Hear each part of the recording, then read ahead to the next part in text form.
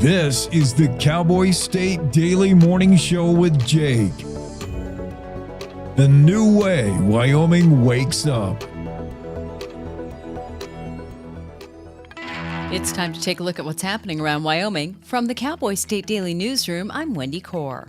Just as hundreds of wildland firefighting crews are getting a handle on multiple fires in the Bighorn Basin of northern Wyoming, spots in the Tinderbox Dry Bridger Teton National Forest are blowing up. Cowboy State Daily's Greg Johnson reports that a new large and dangerous fire has flared up in the Star Valley about 4 miles south of Smoot, prompting an hours-long closure of Salt River Pass along U.S. Highway 89. The 125,000-acre Red Canyon fire is now 75% contained. The Dollar Lake fire is burning. It was discovered Thursday, was only about 20 to 30 acres, blew up to about 17 or 1,800 by Friday, and now it's about 10,000 acres. It's still 0% contained, and it's kind of running east toward Square Top. With that going on, another fire is blowing up in Star Valley, only about 4 miles south of Smoot. It's about 4,000 acres as of Saturday evening. There are 61 firefighters on the Willow Creek fire near Smoot, and more are on the way. Officials also warn looky-loos not to impede traffic on Highway 89, noting that watching a wildfire isn't safe or an appropriate spectator activity. Last year, the Shoshone Police Department issued 2,372 speeding tickets. Of course, these citations are not going to local residents. They're doled out among the 3.4 million out-of-town travelers who pass through each year. Cowboy State Daily's Zachary Sontag rode along with Chief Chris Kanija last week. He is right at the forefront of an institution that is known as Wyoming's foremost speed trap. They got to ride along, sit in the car, watch the radar climb, and then when someone speeds, they're right out on their tail, and those tickets come out fast. And it happens all day long. So it makes you wonder, are these speeding tickets really changing behavior? Because that's the goal. That's what they say. We want to slow down the traffic. Kanija seems to genuinely believe that the town can cite its way to robust public safety. With enough citations given, he says the message will eventually reach all drivers. When you arrive in Shoshone, you better slow down. A death Saturday morning on Honor Farm Road just north of Riverton brought at least a dozen law enforcement vehicles and prompted an hours-long investigation.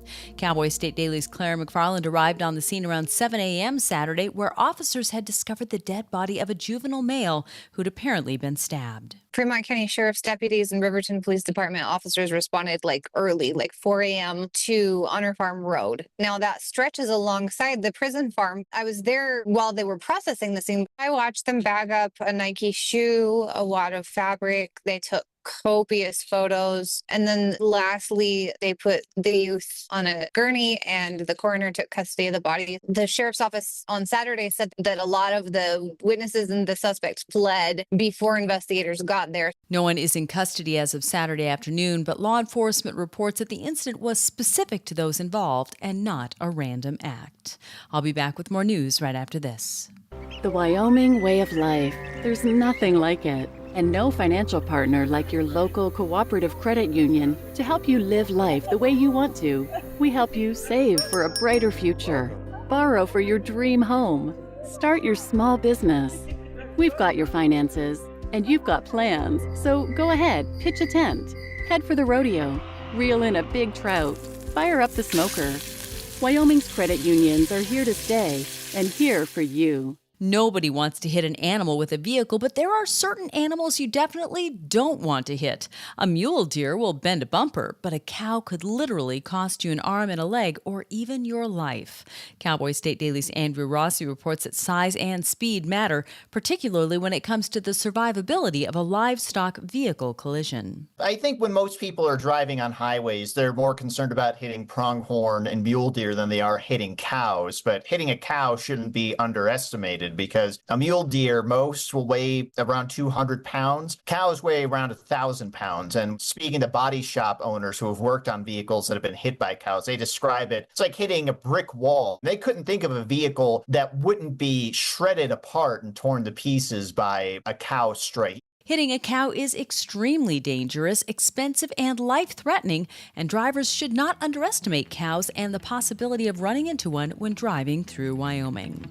And that's today's news. Get your free digital subscription to Wyoming's only statewide newspaper by clicking on the daily newsletter button at cowboystatedaily.com. I'm Wendy Core for Cowboy State Daily.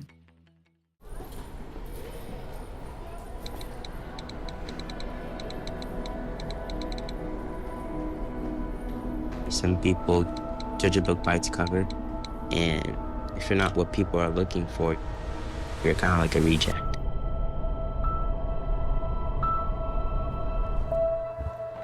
At school, it feels like everyone's staring at me, and I'm just kind of not really a person. Sometimes I can't believe that you could be proud of me if I'm not proud of myself. It just feels hard today. Nobody was listening to me. Think of our best times together. Let's do more of that. Try to understand me more, and I'll try to do the same. Listening is a form of love. Find ways to support your kids at sounditouttogether.org.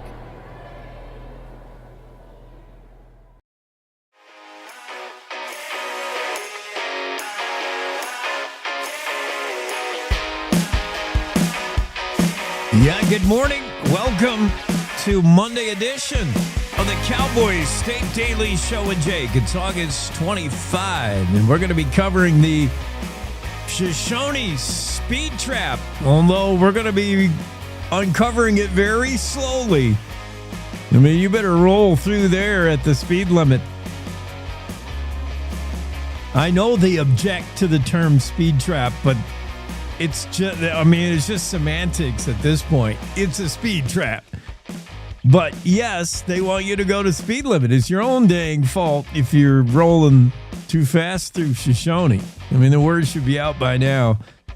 Dale Killingback with a heartwarming story about a young lady who donated her 4-H pig sale to someone in the Make-A-Wish Wyoming Foundation, even though she herself was originally going to do her own Wyoming Make-A-Wish, as she has a rare heart disease, but she ended up donating the pig sales to someone else.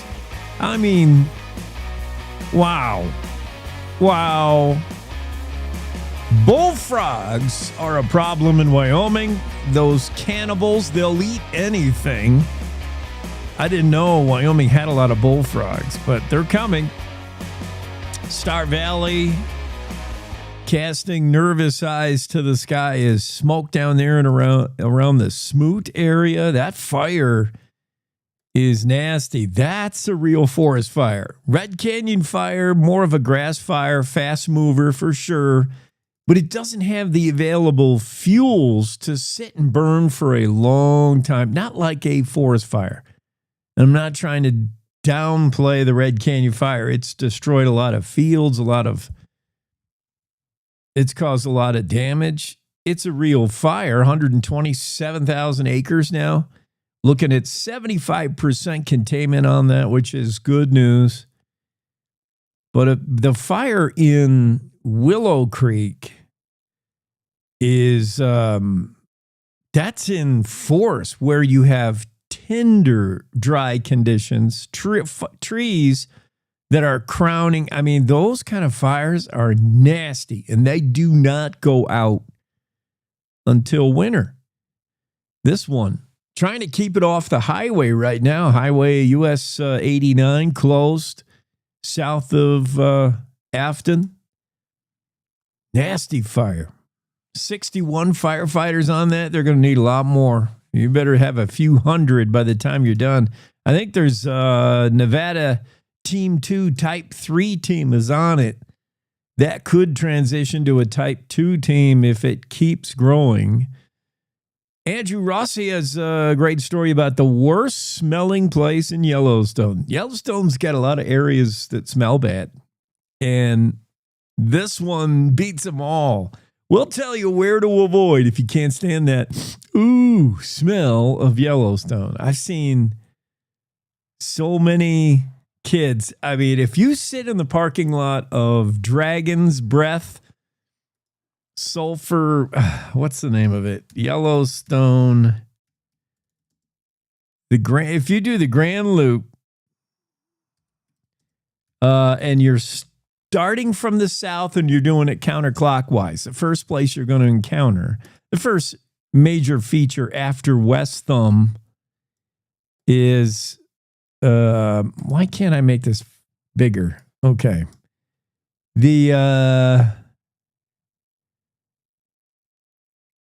You're going to, this map is too high.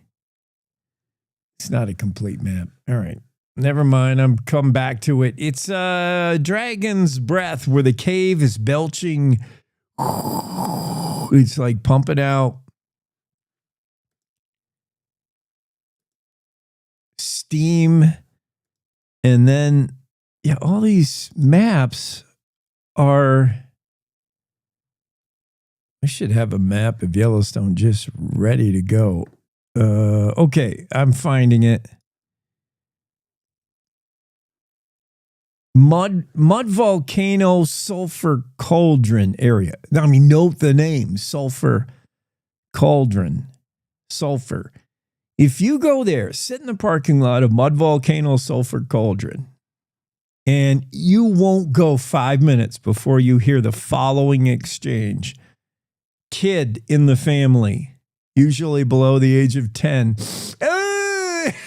It smells like... And before they can finish their sentence, they're trying to think of what it smells like. And they may say, Dad's fart. But before they do, the mom says, rotten eggs? Yeah. I mean, constantly, all day. Must be 100 times a day in the parking lot of Sulphur Cauldron. As soon as the kids get out of the car. But Andrew Rossi has uncovered a place in Yellowstone that smells worse. Really? Worse than that? I'll pass. We'll tell you why there's a skinny green alien that sometimes shows up in Yellowstone. That's an interesting story. I didn't know the reason behind it. Andrew Rossi has that story as well. Renee Jean has news that the Wagon Box owner we heard about last year, that was during the big elk fire. Wagon Box owner says, I can't do the restaurant. It's too much work. They would love to have the Wagon Box open for big vacation stuff, big gatherings, big groups, conferences, whatever, conventions. But the food aspect requires someone to be there every day and on it. And Paul McNeil says, that's not me. He's looking for somebody to take over the restaurant operation at Wagon Wheel. Renee got a very exclusive tour of the F.E. Warren Air Force Base. She went underground where they keep the nukes, the missiles. I mean, they let her in, those fools. Well, Renee's trustable. Renee's kind of half scientist, so it's not like she's going to go in there and push the wrong button. But she got a rare glimpse of what goes on. 24/7, 365. These men and women are ready to launch at any moment. They always have to be ready. The F.E. Warren Air Force Base outside of Cheyenne. She got a tour. She had to go through like a whole bunch of checkpoints. And she describes what it was like. Andrew Rossi says, don't hit a cow with your car. You're going to get the worst end of that. I agree, probably.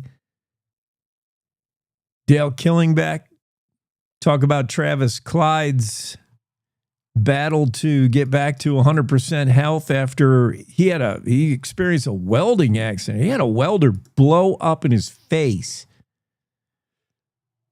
And Mark Hines says, despite the recent popularity of beef tallow as skincare treatment, beef tallow suddenly is like the new aloe. Never mind aloe. If you're using aloe, the plant, you're so behind the times. Beef tallow, that's where it's at. Essentially cow fat. It's become super popular now, replacing oil, cooking oil, vegetable oils to fry in. Some restaurants making the full change to tallow, beef tallow to fry with, saying it's much healthier. I'm telling you, it's the new thing, the new buzz phrase, the new buzz product, beef tallow. And I know you're supposed to be cooking with it, and that's what you should now fry your food in. Yeah, like fried food is ever going to be healthy. Oh, this fried food's much better in beef tallow. You're still frying it in fat. Anyway, beef tallow also is a topical skincare treatment. Makes your skin luscious, takes away wrinkles, gives you a glow, and makes you highly edible when you slather it on and walk out into grizzly country. Yeah, Mark Hines says, don't do that. You're basically, it's like walking into a movie theater with a freshly popped box of popcorn. You got everybody else in the movie theater just salivating now, and everybody else being grizzly bears. Yeah, slathering up in beef tallow and heading out for that hike in Grizz country, bad combination. Mark Hines talked to a couple of bear experts who say, don't smell like that. Grizzly will want to eat you. Denver International Airport thinking about going small nuke. They want to get off the grid. Everybody does. That's another growing trend. Beef tallow and micronuclear. That's where we're at now in 2025, in case you want to catch up, yo. And let's look at a weather forecast.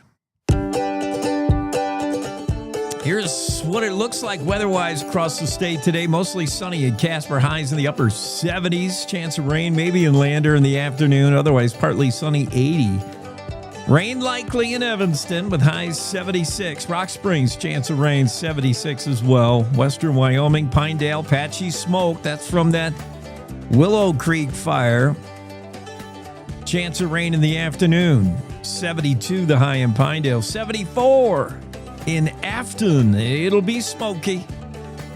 DuBois, chance of rain around 2 in the afternoon. Otherwise, partly sunny until then. 73, chance of rain in Jackson around 2 or later. Otherwise, partly sunny, 79 in Jackson.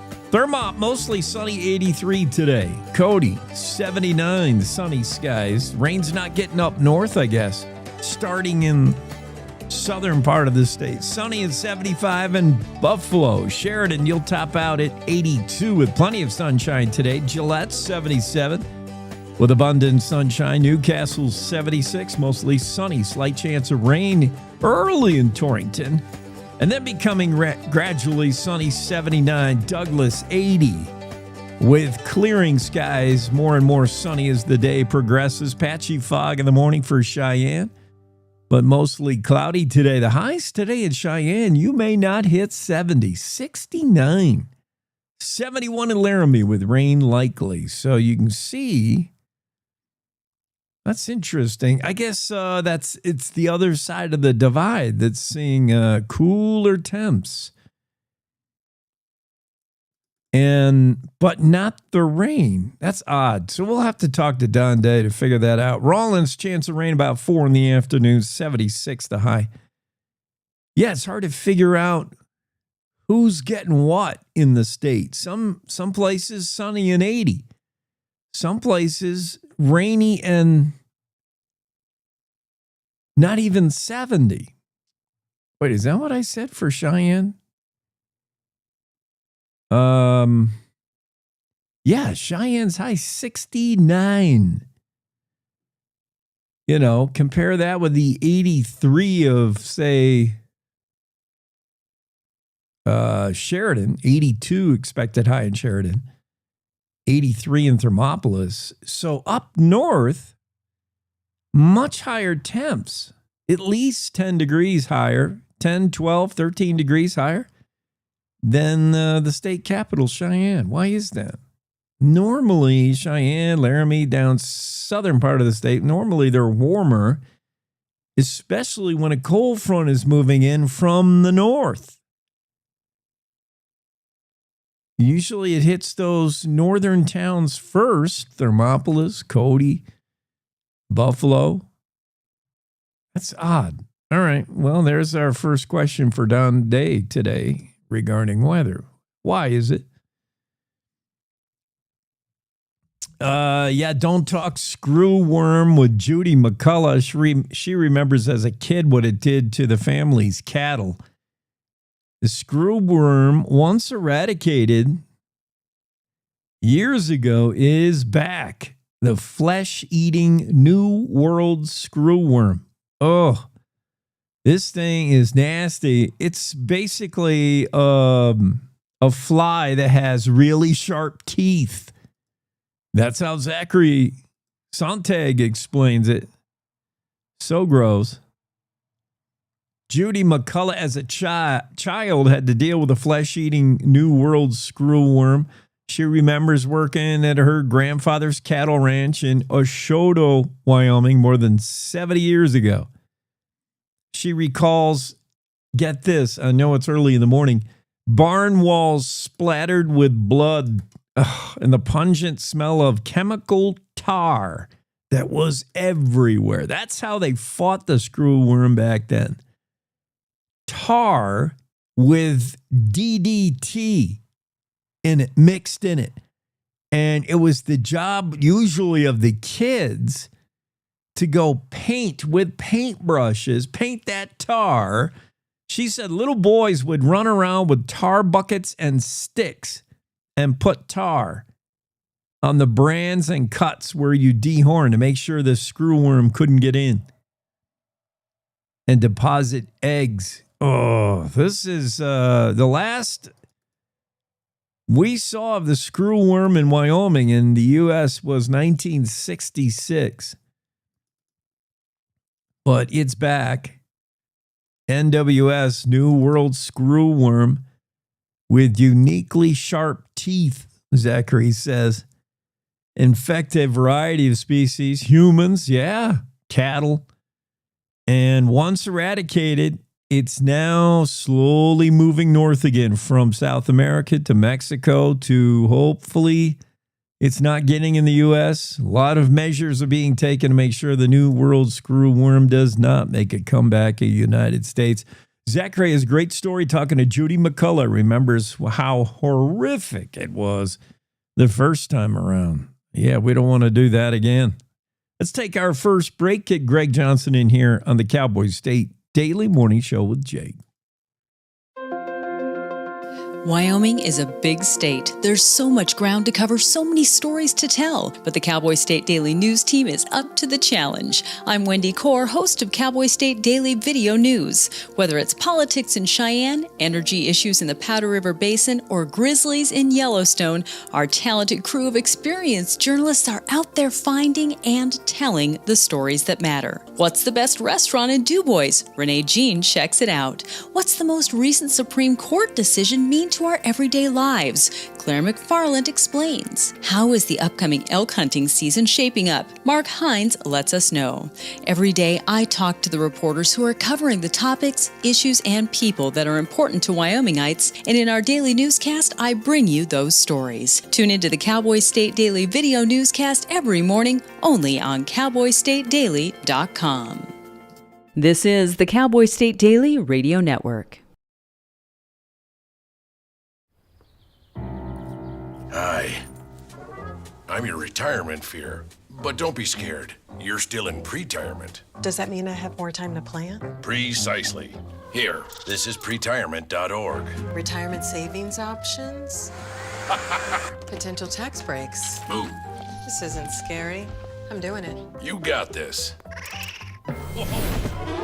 Visit thisispretirement.org for free resources to help you customize your action plan.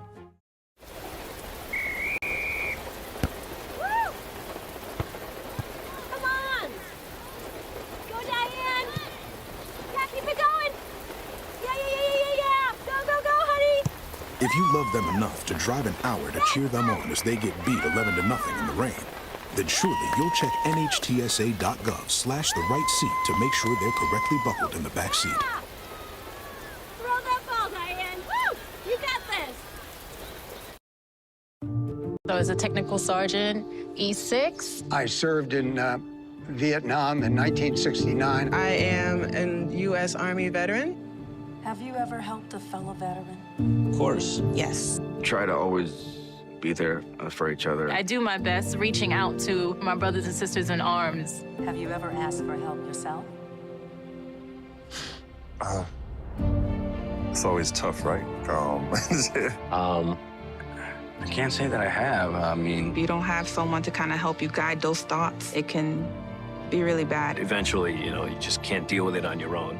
I guess it's a part of the military too, right? Service before self. It was drilled in, service before self. And you start to question, maybe people would be better off without me, When you realize that you're not alone, once you take that first step, there's so much support.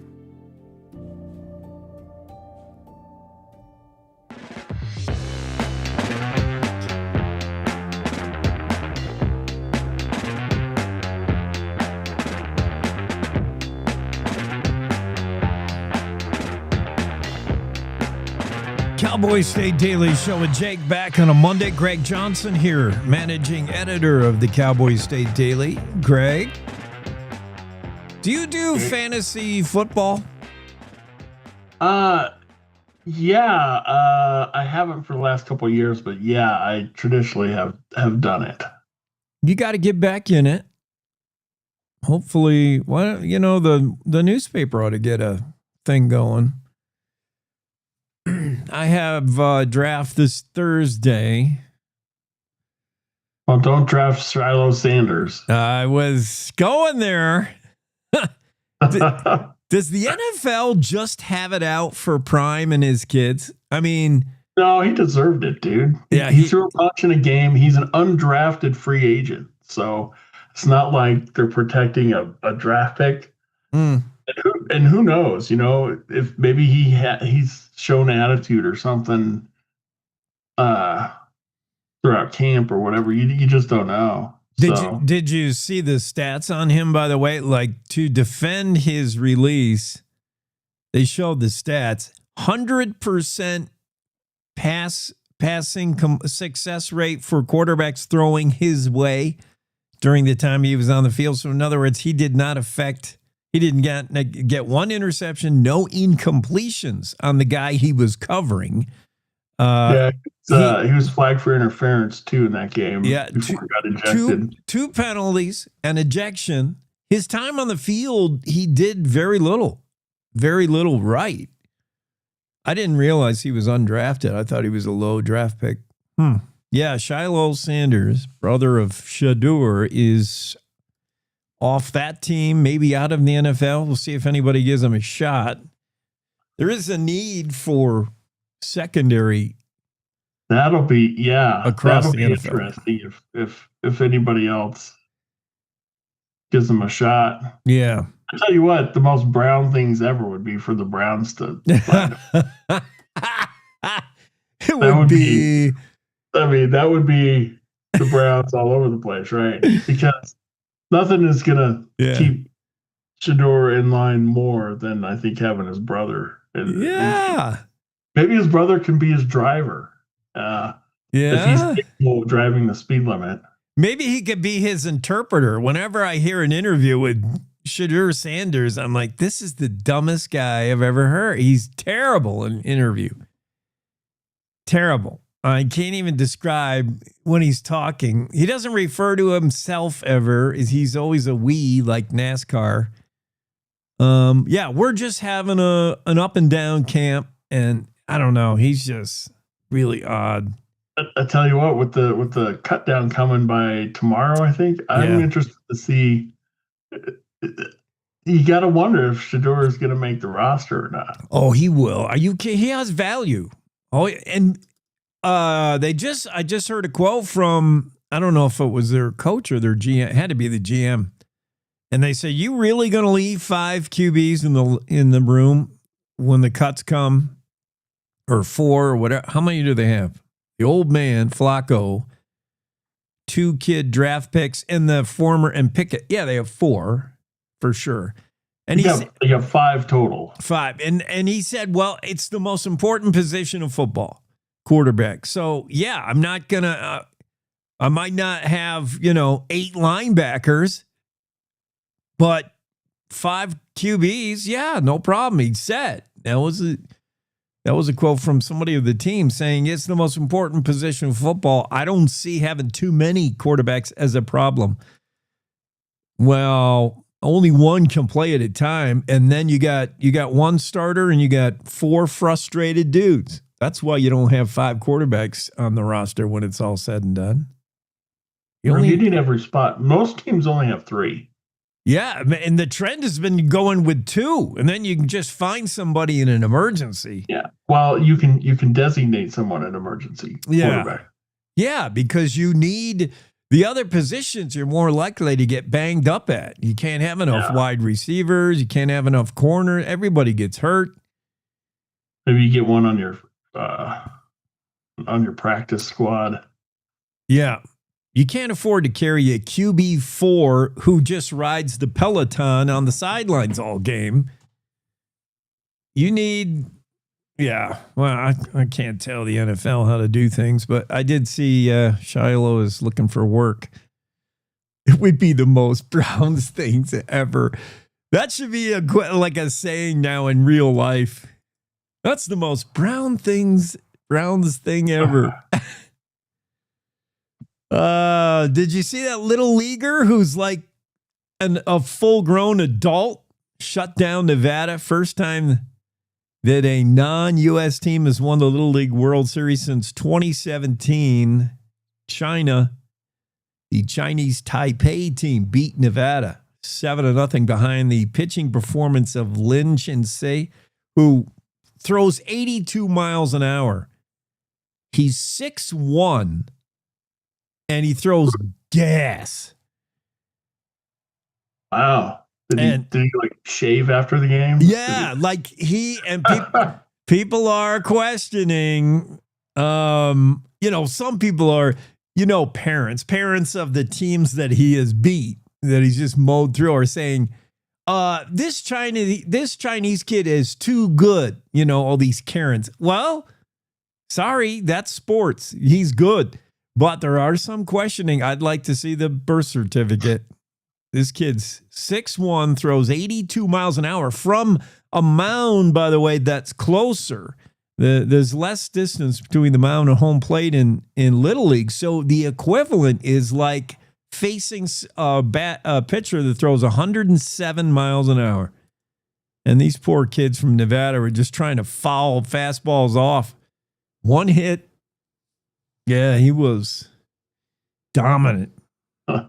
One guy. Like sometimes you see the Pee Wee football, and they have the one kid who's like 2 times the size of everybody. He's like king. He's King Kong, and there's all kinds of kids hanging on him. He's got like 5 kids hanging on him. He's still running. They're like, hey, he's 12, just like the other guys. Yeah, I know it. And you look at the parents where, he's like UAW union steel worker, and so is mom. Like, she's bigger than him, and they've popped out a baby that, is full grown. At birth, this kid's like a 12-pounder. He's like a Thanksgiving turkey. And then by the time he's 8 years old, no equipment fits him. They got to get him an adult helmet, and he just every play, the coach knows what he's got. Every play is give the ball to the beast, and he just runs, and kids are bouncing off him, and he just carries like 5 guys into the end zone. I know it's not fair. Yeah, he's one of those. This Chinese pitcher, he's hard to hit. I was checking the baseball standings today, this morning, and there's something new. There's something new on there. Next to the Rockies' name, eliminated, a little E. Oh, the time has come. Nobody else has one. Nobody. They're already eliminated mathematically. They have a 0% chance. You So the knew Yankees, they have a 95.7% chance of making the playoffs. Yeah, but we can't beat Boston. They beat us 2 of 3, embarrassed us. Yankees are soft. That's all there is to it. They're soft. The Orioles have a 0.1% chance. 0.1? Yeah. And the White Sox have less than 0.1. Mm. Same with the Athletics. But the only 0 belongs to the Rockies. What's funny is in the West, the NL West, the Dodgers are 99.8%, the Padres 99.3%. Then the rest of the league, the rest of the division is like Diamondbacks 0.8%. Yeah, that's become a 2-horse race. Even the Giants fading. Padres, though, got to give it to them. They just won't go away, and they improved themselves at the trade deadline. They're going for it. Yeah, they're tied with the Dodgers now. Yeah, I would love to see them knock off LA, win that division. I would too. I hate the Dodgers. Yeah. You see the tennis, U.S. Open going on. Medvedev had a little meltdown. I did not.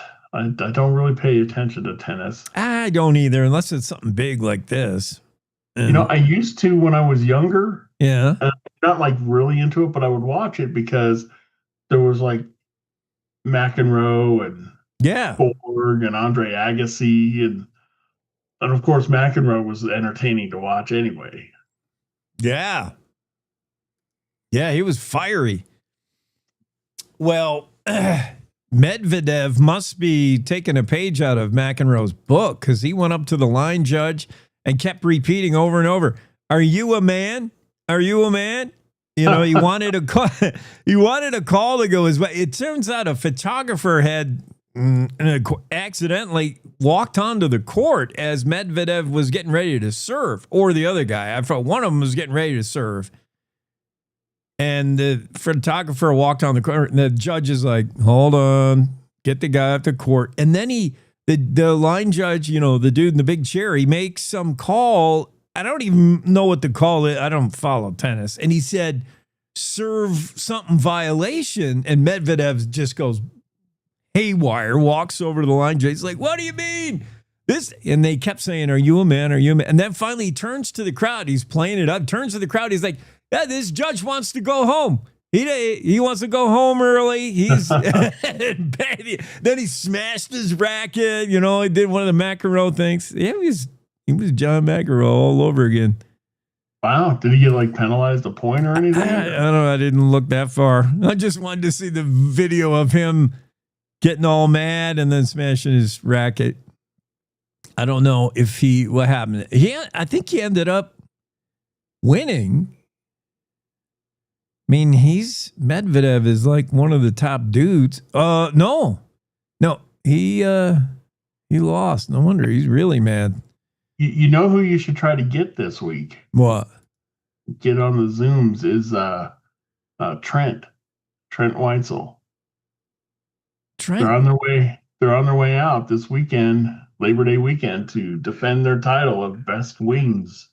Oh, the double dubs, dude. Yeah. Oh, that's this weekend. Yeah. Okay. Coming weekend. So yes. That's a great idea. I'll get him because I talked to him for a story, and he's a fun guy. Who doesn't love someone who makes wings, the best wings? Double Dub, yeah, they've been synonymous with wings since Josh Allen was coming up with UW back in his college days, and Trent would whip it. That's how Josh Allen became Josh Allen. The the VP quarterback we know now, the MVP.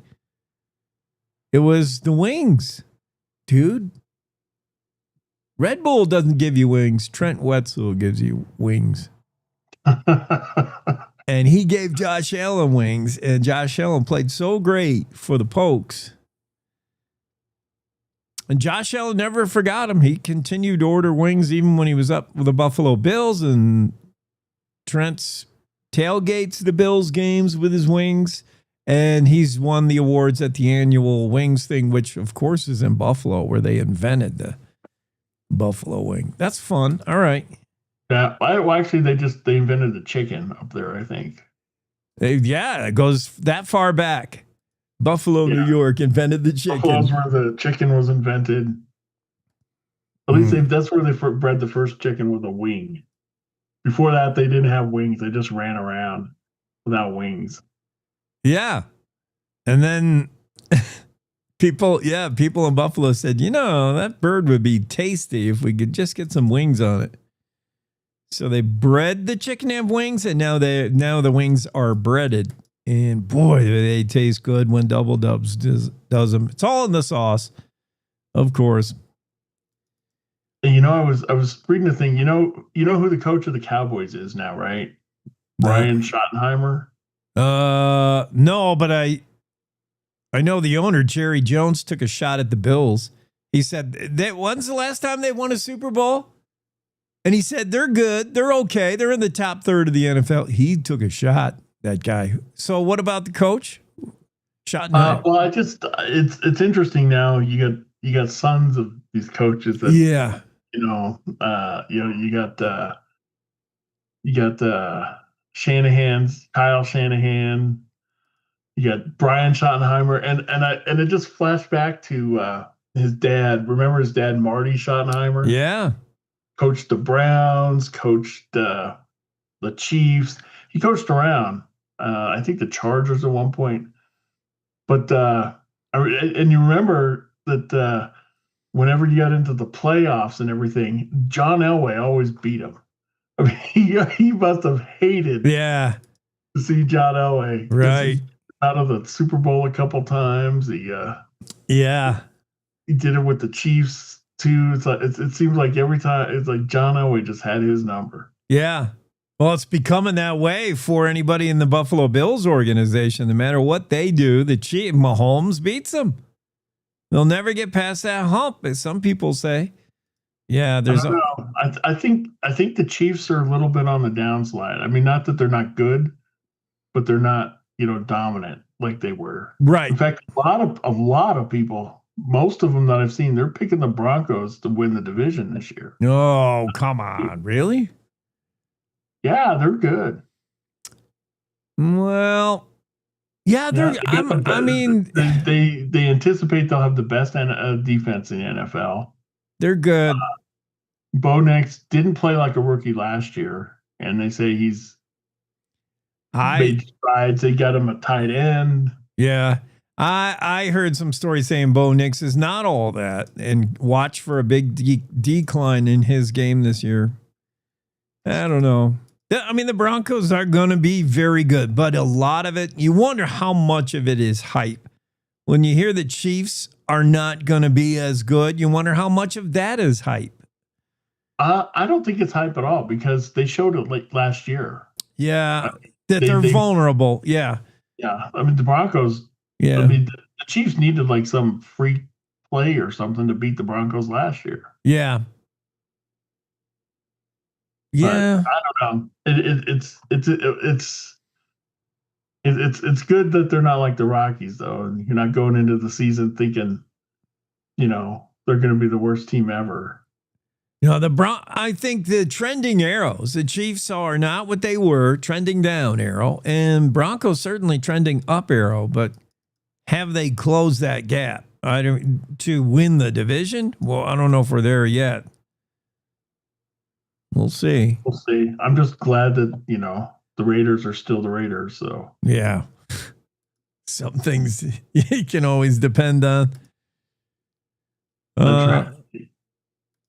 Yeah, I want to talk about Shoshone police writing tickets. Zachary Sontag got in there and got a ride along, which is really cool. I love that.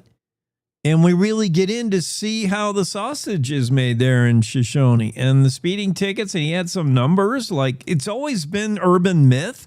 Now it's like, no, it's not urban legend. It's for real. 2,372 speeding tickets in a year for tiny Shoshone. That's like your record, right? It's about how many I could rack up in a couple years.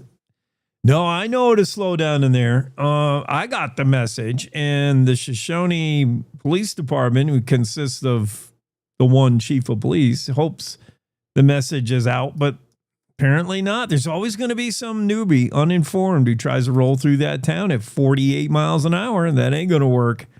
You will get lit up. Yep. Yeah, I want to talk about that and more. Can you hang out? Yeah. Okay, fantastic. We'll be right back. Cowboy State Daily Show.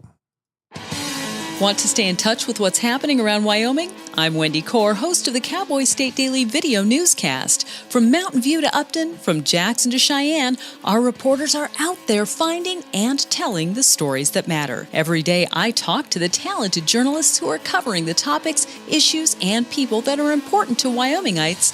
And in our daily newscast, I bring you their stories. Tune in to Cowboy State Daily video news every morning, only on CowboyStateDaily.com. You're listening to the Cowboy State Daily Radio Network.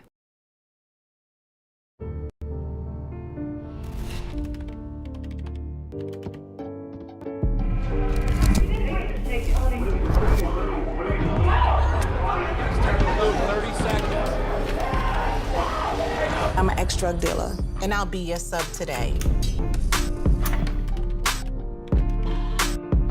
Can you see anything different as a pill?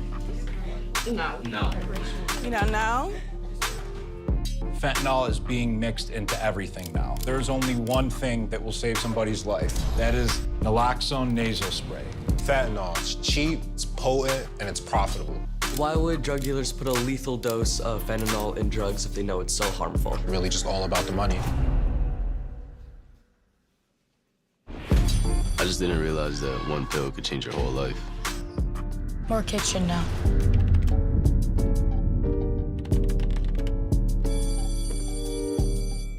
In today's digital world, it's hard to know who to trust. Your local TV and radio stations bring you the facts. Misinformation and deep fakes flood social media, but broadcasters deliver verified and accurate news.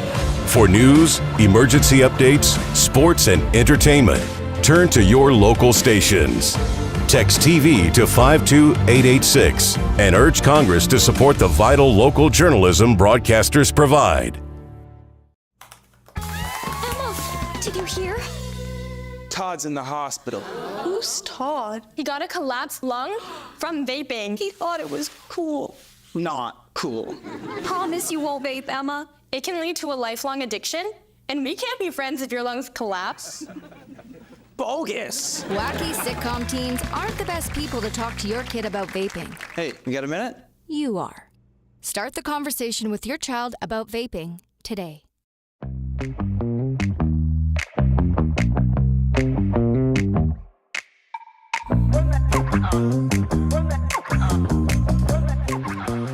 Cowboy State Daily Show with Jake. We're back. Greg Johnson with us. Shoshone, Wyoming is sort of a little crossroads town. It exists only for the gas station these days. I mean, there was probably a reason for Shoshone back in the day. Now it's just a place to fuel up as you head either further north to Thermopolis through the canyon, or if you head east, you're heading to Casper, and it's just become a crossroads of popularity for travelers. And travelers, you know, for the most part, they're used to doing 70 on the highway. Wah! And then you get to a town, and many of us don't like to slow down in the town, although many of us have to go fuel up at that glorious gas station that's been expanded. That's a cool place to get your snacks and fuel. But it's hard to slow down when you've been rolling on the highway. And Shoshone has been writing ticket after ticket after ticket, and people still go too fast through that town. Call it a speed trap. They don't. I would. No, they don't. Yeah, the police chief kind of bristles at that. Mm-hmm. And you know what? I can see his point. So, you know, just because they write a lot of tickets doesn't mean it's a speed trap. Right. A speed trap would be, you know, like getting you for doing a couple miles over. He says they don't even stop you unless you're doing like 45 or 48.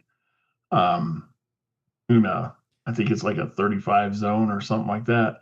So, I mean, you gotta be considerably over, but a lot of people still are doing that. So yeah. There's no. I mean, you can ride tickets all day long on that stretch. People don't get woe down enough. I would still call it a speed trap. I mean, it's semantics at this point. I get Kanija's side of things. He's just enforcing the law, and he's trying to keep his town safe, and you shouldn't be rolling through there that fast. You really shouldn't. It's not safe. You know, there could be kids, dogs crossing the road, whatever.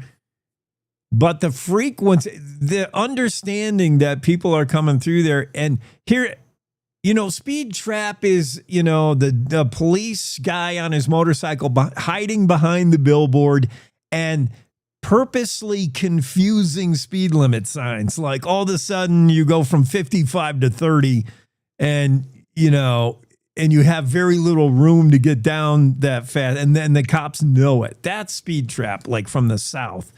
But this is also, in a way, speed trap because this guy is always there, man. He's there. He never sleeps. And he will write you a ticket if you're going through town too fast. And you do have to shut down pretty fast. I mean, you're doing 55 and all of a sudden you're in the town.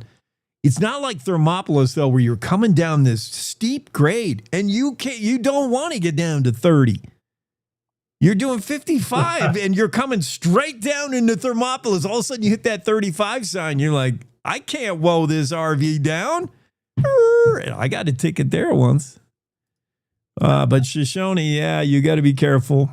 They make, $319,000 rolled into the coffers. Not all speeding tickets, but primarily. That's all they do there. But, you know, I got no problem with it. This is the law. Slow down if you don't want a ticket. Well, that was pretty neat that Zach got invited in to see the whole thing.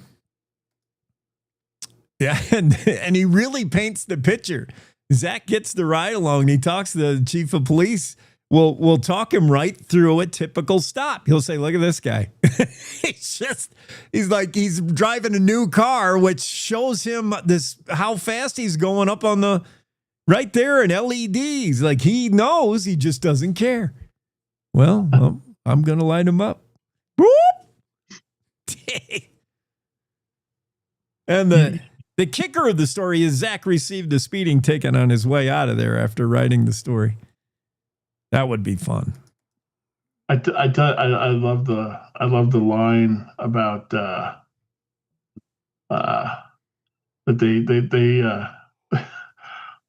they went off and it says, you think it is now the right time to point out he's not wearing a seatbelt? Oh, yeah. When the cop, well, they can do whatever they want. Yeah, that was funny. Yeah. That was a good story. Yeah. It is because it's an acknowledgement that Cowboy State Daily reporters have an ear to the ground. And we all know, you know, the rumor is, Shoshone, you got to go slow through there. And so a reporter's, you know, your journalistic spidey sense goes tingling and says, let's find out if that's really true. Like, let's reach out. And yeah, I thought that's a great story all around. Something I always wanted to know. Is it for real? Because I've seen people pulled over in that town. It's never been me, thank goodness. But that's the rumor. And from observation, I've seen it. So I'm like, yeah, there's got to be some truth to that. Bullfrogs invading Wyoming. I'm scared. They eat everything. Anything. Yeah. I tell you what, man, I was reading that and I went out to look for some photos and yeah. I tell you what, you put like bullfrogs eating stuff in there and you look for photos.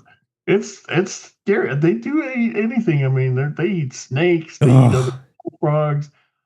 I mean, and the biologist said in the story, I mean, basically, if it fits in their mouth, they'll eat it. Yeah. Gross. Everybody knows the sound they make in the ponds at night is such a southern thing. The bullfrogs croaking. I don't know how they do so well in Wyoming. I'm surprised. Well, they're invasive because they'll eat anything. That's why. I guess, yeah. Because what they do is they invade areas where like other frogs and stuff are, but they're bigger and stuff than them, and so they just eat them. Yeah, they eat all those frogs. Once they're out of frogs, they'll eat anything. Cats. Yeah. There's a photo in there of one eating a hamster. I saw that, and that was so gross. I was warned of the photos of the poor welder who had his welding thing blew up in his face. Poor guy. Wish him a recovery.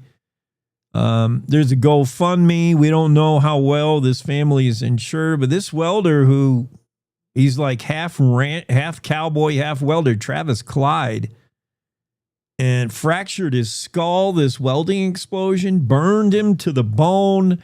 And I was warned in the story, Dale Killingback said on the photos, warning some of these can be graphic. And I thought, well, they weren't that bad. They just show somebody burned up pretty good. I feel bad for Travis.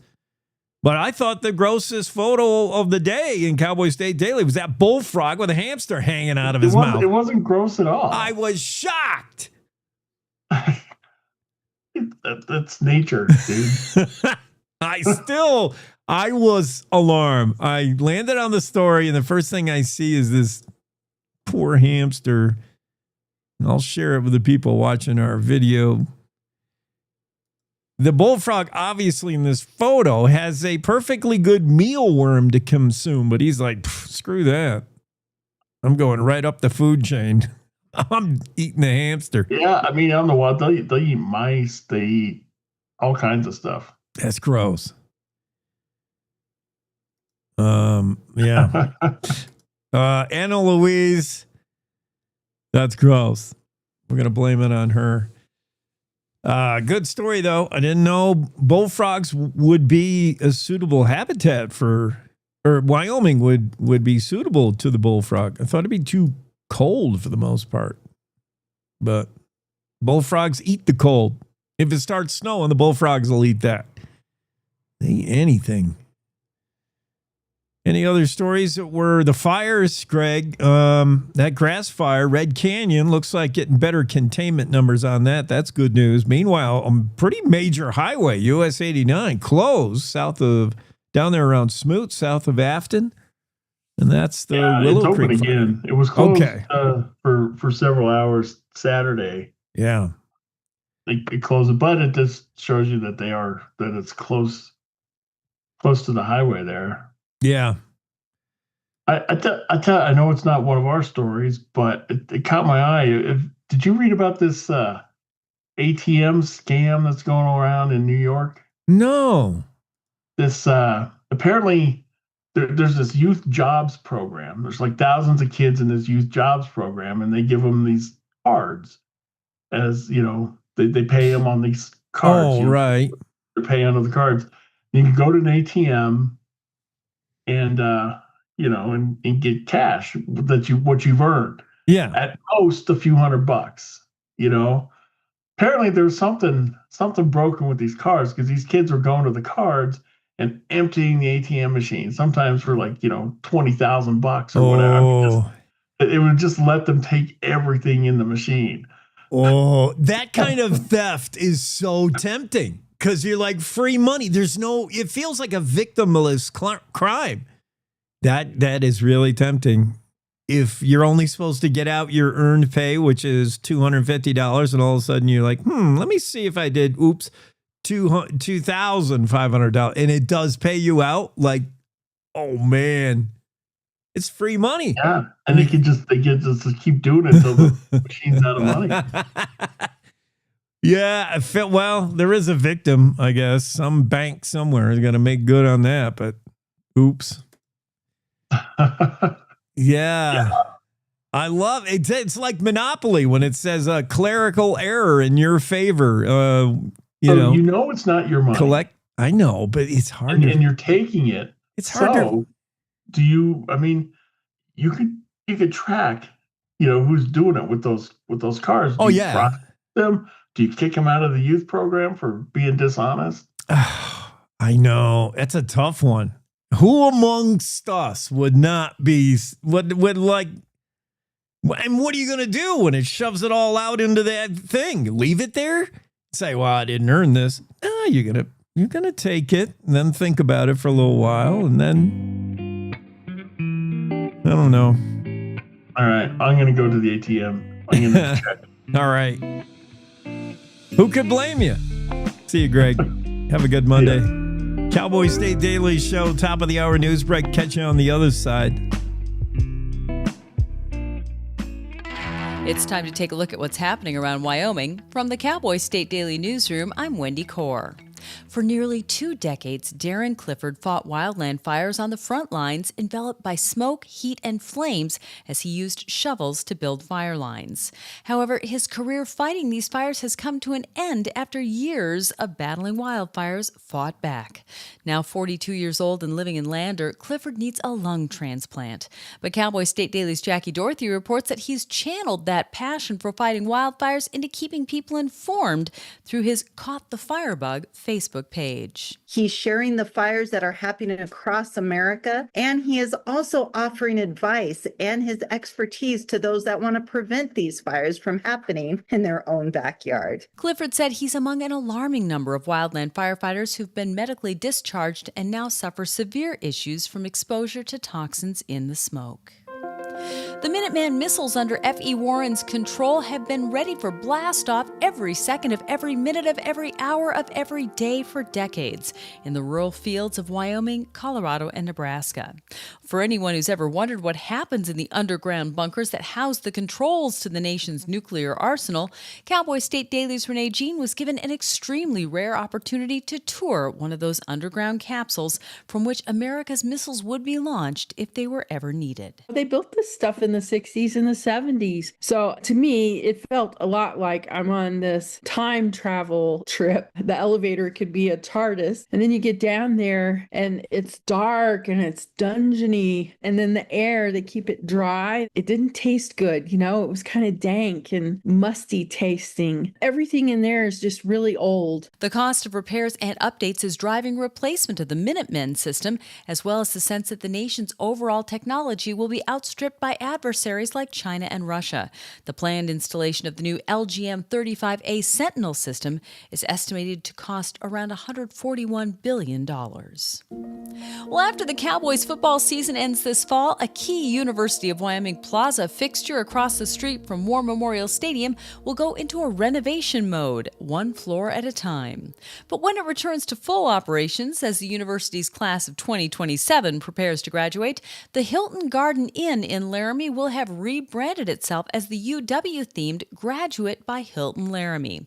Cowboy State Daily's Dale Killingbeck reports that the renovation will be a whimsical rework and upgrade of the campus hotel. They're going to transform this hotel into what's called a Hilton Graduate Hotel. It's owned by a foundation, and it's one of 3 hotels that they own that all the money that they make is given to charity. So this hotel is going to be transformed to really associate itself with the University of Wyoming. It's going to have a Western feel. That's what I'm being told. There's going to have Western art and just a real identity that puts this hotel as part of the University of Wyoming's campus. The Pulte Family Charitable Foundation, a nonprofit group dedicated to supporting humanitarian works worldwide, owns the hotel and is reimagining the property as an over-the-top UW utopia. I'll be back with more news right after this. The Wyoming way of life. There's nothing like it. And no financial partner like your local cooperative credit union to help you live life the way you want to. We help you save for a brighter future, borrow for your dream home, start your small business. We've got your finances, and you've got plans, so go ahead, pitch a tent, head for the rodeo, reel in a big trout, fire up the smoker. Wyoming's credit unions are here to stay and here for you. Well, beef tallow is gaining popularity as a skincare treatment, but slathering it on while vacationing in Yellowstone National Park or anywhere in grizzly country could get you mauled.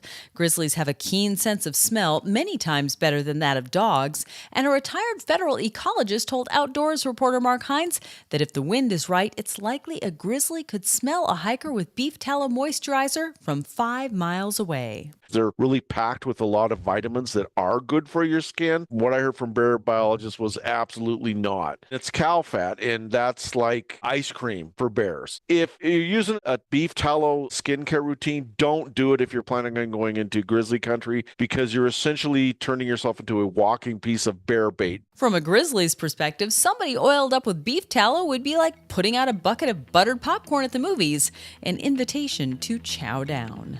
And that's today's news. Get your free digital subscription to Wyoming's only statewide newspaper by clicking on the daily newsletter button at cowboystatedaily.com. I'm Wendy Core for Cowboy State Daily. I do not have guns at home. I feel really safe and secure having a gun in the house.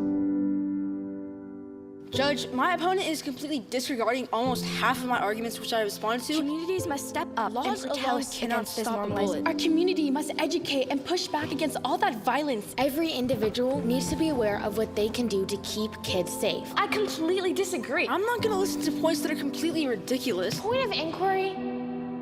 Do you guys even realize that the #1 killer of children and teens are gun injuries? Why are we fighting about this?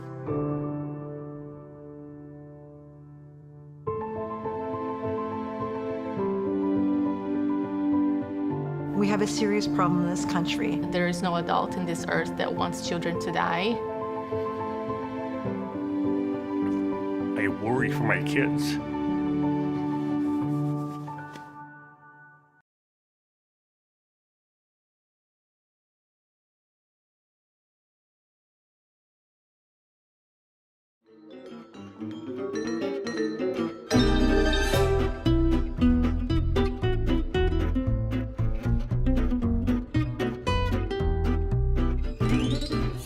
Cowboy State Daily Show with Jake here on a Monday, August 25. Yellowstone National Park stinks.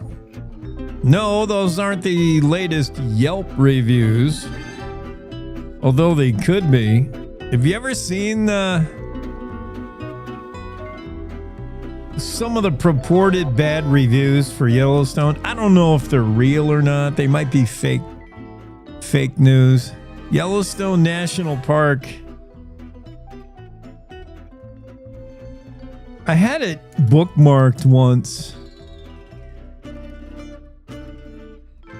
Supposedly, the bad reviews that Yellowstone gets from disappointed tourists. Numerous one-star reviews, and they mostly concern people frustrated that they didn't see enough wildlife. And then traffic and other people, definitely. But some of them were just ridiculous. One star, they said the rangers were rude. My favorite were the ones that sound like they're fake. Like people said, "Where were the bears? Why can't they encourage the bears to be in areas where we can see them?" Or stuff like that. Just, totally unrealistic stuff. Or we were told to get away from the bison and don't be too close. Yeah, here's a one-star review. Hardly any animals. America has hunted down most of the animal population. Wildlife is wiped out in Yellowstone by hunting? I don't think so. You can't hunt wildlife in Yellowstone. Road work. Yeah, that's a big one. There's only like 2 months that you can do road work in Yellowstone. And unfortunately, those are the 2 months that the most people are in there visiting. Sorry, guys. Yellowstone was my worst experience. Delayed 2 hours due to unannounced road construction. Yeah, road construction is a lot of it. Not seeing enough animals and wildlife. But Yellowstone does stink, smell-wise.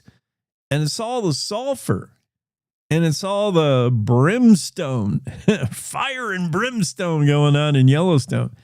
Calcite Springs, that's the place that smells the worst. Andrew Rossi says in his story, the worst smelling place in Yellowstone is Calcite Springs, where sulfur and oil come together to really create one kind of a putrid smelling balls of oil. Oof.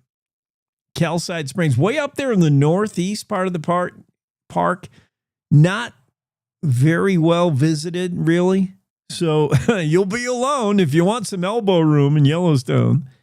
If it's too crowded at Old Faithful, we get it. Go to Calcite and bring a clothespin for your nose. Because it stinks, but it's not crowded. Gloopy black tar-like substance streaking out of the sides of the white cliffs. That's the oil. And it mixes with the sulfur that's already there, the stink of sulfur. Molten sulfur is not uncommon in Yellowstone, says Mike Poland, scientist in charge of the Yellowstone Volcano Observatory. He said there are several places, including Calcite Springs, where you can find active sulfur flows. Sulfur, also known as brimstone, fifth most common element on Earth. I didn't know, essentially, brimstone, when you hear the old biblical Old Testament curse that could be brought down on somebody, it's fire and brimstone, right? That's what hell's going to be made of, and that's what happens if you anger God. You're going to get the fire and brimstone treatment from one of several books of the OT in the Bible. Brimstone is sulfur. I did not know that. The fifth most common element on Earth. And you'll smell a lot of brimstone in Yellowstone if you make your way around. Oh, yeah, it's that rotten egg smell. It's the smell that they add purposely to propane, so you know when you have a propane leak, it's objectionable. It'll get your attention. And universally, I don't think there's a single person that enjoys that smell, right? I mean, it's hard to find anything every human being will agree on. That's really difficult, especially if it's a political issue. No two people can see one thing alike, right? It's impossible. I mean, you could show somebody the 8-ball in a game of billiards. There's the 8-ball. It's black. And someone could inevitably say, I don't think it's black. It looks sort of dark blue. You know, there's always someone who, but now when it comes to brimstone, right? Sulfur and the smell of sulfur, I think universally, 100%. A baby straight from the womb, 1 day old, could take a sniff of sulfur and say, ooh, yeah. Nobody's going to sniff that and say, delicious. Who's cooking eggs? No, it smells like something has gone really bad, really wrong. Sour smell permeates the air of the park. Sulfur deposits are visible in most of the park's thermal areas. It's the gaseous sulfur responsible for that distinctive smell, and it's no more evident than in Calcite Springs. Just in case you wanted to know some particulars, Mike Poland says the melting point of sulfur is around 239 degrees. Ooh, who had to test that?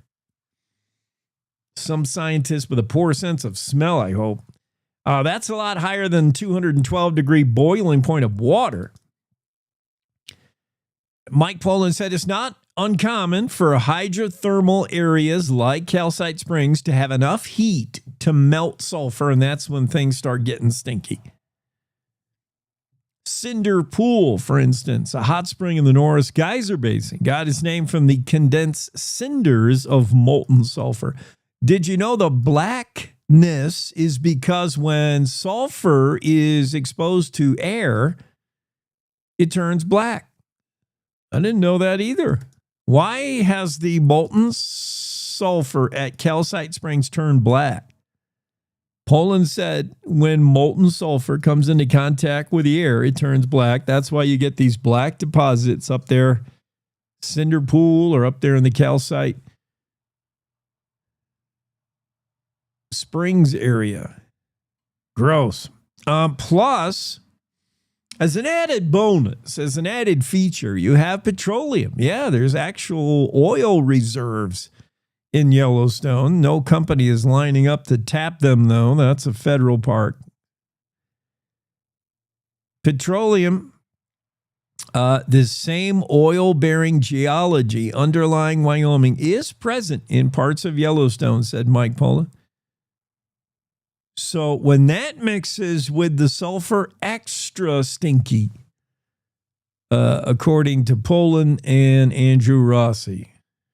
And that was an easy test, an easy scientific experiment to do. You simply stand there at Calcite Springs where there's oil and sulfur mixing, and you take a big whiff and you say, this is the stinkiest part of Yellowstone. And you give it a 1-star review. Visited Yellowstone with the family. Loved the bison. Got to see a wolf, but this place stinks. The wife and I couldn't stand it. We had to roll the windows up. No AC, but we couldn't stand the smell. Yellowstone National Park. Evanston spray paint artist has gone from public enemy number one, spreading graffiti, to actually being paid to do her work with a spray paint can. It's got to be tough to be a legitimate Banksy type urban artist in this day and age, because what Shelly Gomez found out, she was spray painting the skate park where you would assume a graffiti artist would be hanging out, right? They kind of go hand in hand, skateboarder and a graffiti artist. They're one and the same person. In fact, how many times have you heard about a surveillance camera that caught a vandal spray painting something and then made their exit? They made their getaway on a skateboard. It's like almost 100% of the time, every graffiti artist, their mode of transportation to make the getaway is a skateboard. They may sell the two products. Hey, you may go to the skateboard store, wherever that is, and say, I want one of them skateboards. I want to be Tony Hawk's. Okay, here's your skateboard. It'll be $2.99, and here's your 2 cans of free spray paint. It comes with the skateboard. Local artist Michelle Gomez, just call her Shelly. She is a graffiti artist, or I guess it's not graffiti when you're doing it legit, right? Or maybe it is. She's an artist. And she was hired by the town park, Evanston Parks and Recreation. She was commissioned as an artist to add a little color to the popular skate park. It was just drab gray concrete. And to make it look like a cool skate park, they asked Gomez if she would get her spray cans, jump on her skateboard, and get down there and paint it up, including the pickleball courts. This is on 6th Avenue where the popular skate park is. So Shelly goes right to work. But she doesn't ride her skateboard to work. She's got an old beat up, what is this thing? It's actually a cool looking rig. It's blue, bright blue. Somewhere in here they say what her cars is. It looks like an old Subaru, but it's not. I'll find it in a minute. Anyway, Shelly gets to work. She's spray painting. And she's doing this obviously not like a graffiti artist would, not like a vandal, like in the middle of the night. She's doing it in the middle of the day, spray painting. And the complaints start pouring in. People, a bunch of Karens driving by, and they call the cops. And they say, there's somebody spray painting the skate park. There's a vandal. So she's there doing her thing, and then a cop car rolls up.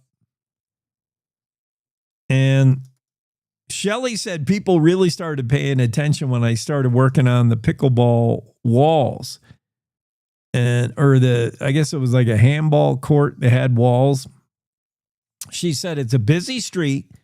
And she said, before long, a cop pulls up, tells me he's been getting calls and he wants to know if I have permission to do what I'm doing. And Shelley said, yeah, I do. Your own Parks and Rec department hired me to do this. I'm getting paid for it. And then while she was talking to that cop, another cop pulls up and said, I'm getting a lot of calls about what you're doing here. People say it looks like vandalism. And she's like, no, I swear your Parks Department is paying me to do this. Oh, she's got a 1990 Ford Festiva, nicknamed Lola. So, yeah, she's got this thing in bright blue and she's painting. And she was doing, what she was doing was really colorful. She was using like oranges and yellows. And because this happened back in June, and June was Pride Month. And people were concerned that she was making some kind of political statement. People need to get a job, really. If you got nothing better to do than call 911 and say, I think somebody's painting pride stuff over there at the pickleball court. Oh, good grief. She ended up spray painting on the back of her Ford Festiva, the words on the back window, I was hired. As I read this story. Great story and really nice work, Shelley. Appreciate it. I mean, that looks like a skate park now. I don't know before it was just gray concrete. That's boring. This is really nice work. Good for you. Shelley Gomez has to survive a trip. A visitation from not one but two police cars, squad cars saying, we're getting lots of complaints about your... Yeah, that's unfortunate. Good story, though. Don Cogger has that story in the Cowboy State Daily. Speaking of Don, let's go to another Don, the day weather forecasting done, and we'll try to figure out why we're seeing disparate temperatures today. Don, that's my question to you for the day weather forecast. It just seems odd to me if we got a cold front moving in, it's going to bring cooler temps. How it's not affecting the north first, like the temps in Buffalo and Cody and up north are holding high. We're down in Cheyenne. They'll be lucky to see 70 today. Why is that? Well, it did affect the northern part of the state first. You're correct. But the moisture, the low-level moisture is producing a lot of clouds in and along I-25 and the southeast parts of the state, and that's going to put a lid on temperatures. That's why it's going to be so cool. And you'll see that discrepancy today and tomorrow in particular. The northern and northeast side of the state is going to be in that Goldilocks zone, upper 70s and lower 80s, sunny to partly sunny. But down south and increasingly in the south and west, moisture coming up out of the southwest United States will keep it cloudy and keep those temperatures down. Interesting. And then we know the effect of clouds versus no clouds when the sun is out. I mean, that can be a 15-degree swing when that sun's beating down on you or it's cloudy. That's a huge difference. Yeah, clouds at night keep you warmer. Clouds during the day keep you cooler. Good point. That's true. I noticed that. Like when I'm windows open all night in the bedroom, and there's some nights where clear skies, it's chilly. And there's some nights where it's still, I'm like, I'm uncomfortable. I have to turn on the fan. Then I know it's cloudy, almost guarantee. Yeah, good point. Any relief for those guys over there in Star Valley working on that Willow Creek fire? That's nasty. Yeah, there's good news from the wildfire situation, especially in the southwest and western parts of the state. Beginning today, but really most noticeably tomorrow, Wednesday, and Thursday, the western and southwest parts of the state will get under this deeper moisture. And not only will it be cooler, but humidities will be high. They'll stay high day and night. and the chances of measurable rain look good. Now, this is a multiple day situation. It's just not like you get one chance. There's a 4 to 5 day period, maybe 6 day period, where off and on showers and thunderstorms in the western and southwest counties of the state will be good. And that's going to get up into and creep further and further north as the week wears on. So the northwest and the north central parts of the state won't see much weather today.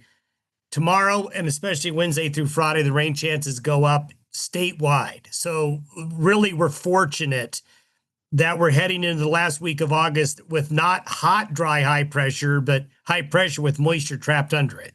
Yeah, it's interesting where the calendar chooses to fall. Nobody has control over that, but how it affects our impression of weather going back historically. Like to me, up until this weekend, I would have said this is one of the hotter, certainly one of the drier Augusts in Wyoming in a long time, if not ever. But now this last week may change all those numbers. That's right. That's why you never. It's like at halftime of a football game, you know. Like, oh, we'll never come back, right? You know, it's like, be patient. Let's wait this out. You know, things change. Definitely. All right. Thanks, Don. Hey, what'd you do over the weekend? You have fun? I did. I took it relatively easy. Good. Oh man, I got to live through you. All right. Thanks, Don. Day weather forecast, Cowboy State Daily. Yeah, you can't just go back and say, oh, that last August was the driest. It was super dry. The 3 weeks of August till now. Dry as a bone, but starting to get some weather. Let's take a break on this Monday of the Cowboy State Daily Show with Jay. To the Teton Range, Cheyenne to Sheridan, Rawlins to Ralston, Cowboy State Daily Morning Show covers the state like no other radio show or podcast. We love Lovell. We're eager to share the stories of Story Will Crow About, Crowheart, and Yodel Over Yoder. Whether you make your home in Sweetwater, Chugwater, Powder River, or Green River, the Cowboy State Daily Morning Show will make you feel right at home. Jeffrey City, Atlantic City, we see you. Little America, Big Piney, you're on our radar. Howdy, Wapiti, Meeteetse, Shoshone, Ten Sleep, good morning, welcome, Torrington, Riverton, Wheatland, Lusk, Lingle, Lander, Timber, Casey, Kerwin, Moorcroft, Mountain View, Moose, Fort Bridger, Fort Laramie, Fort Washington, Hannah, Hudson, Hewlett, Dayton, Daniel, and DuBois. We are east of Weston, west of Midwest, north of Newcastle, and south of Sundance. Border to border, we love Wyoming and every one of its communities, bar none. This is the Cowboy State Daily Radio Network.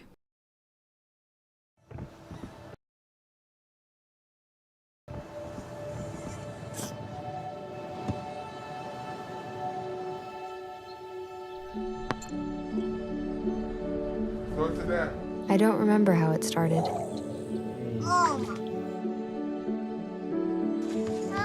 Our back and forth. Victory. Fumble. Repeat. It always came back. Dad! Okay, here we go, throw it! Yeah. You probably don't remember what you told me, That was perfect. but I heard every word. Nice.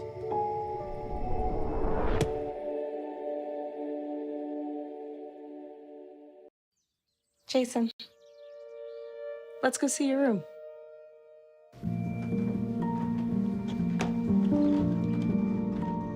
What do you think? We kept it a little spare, so you can decorate it how you like.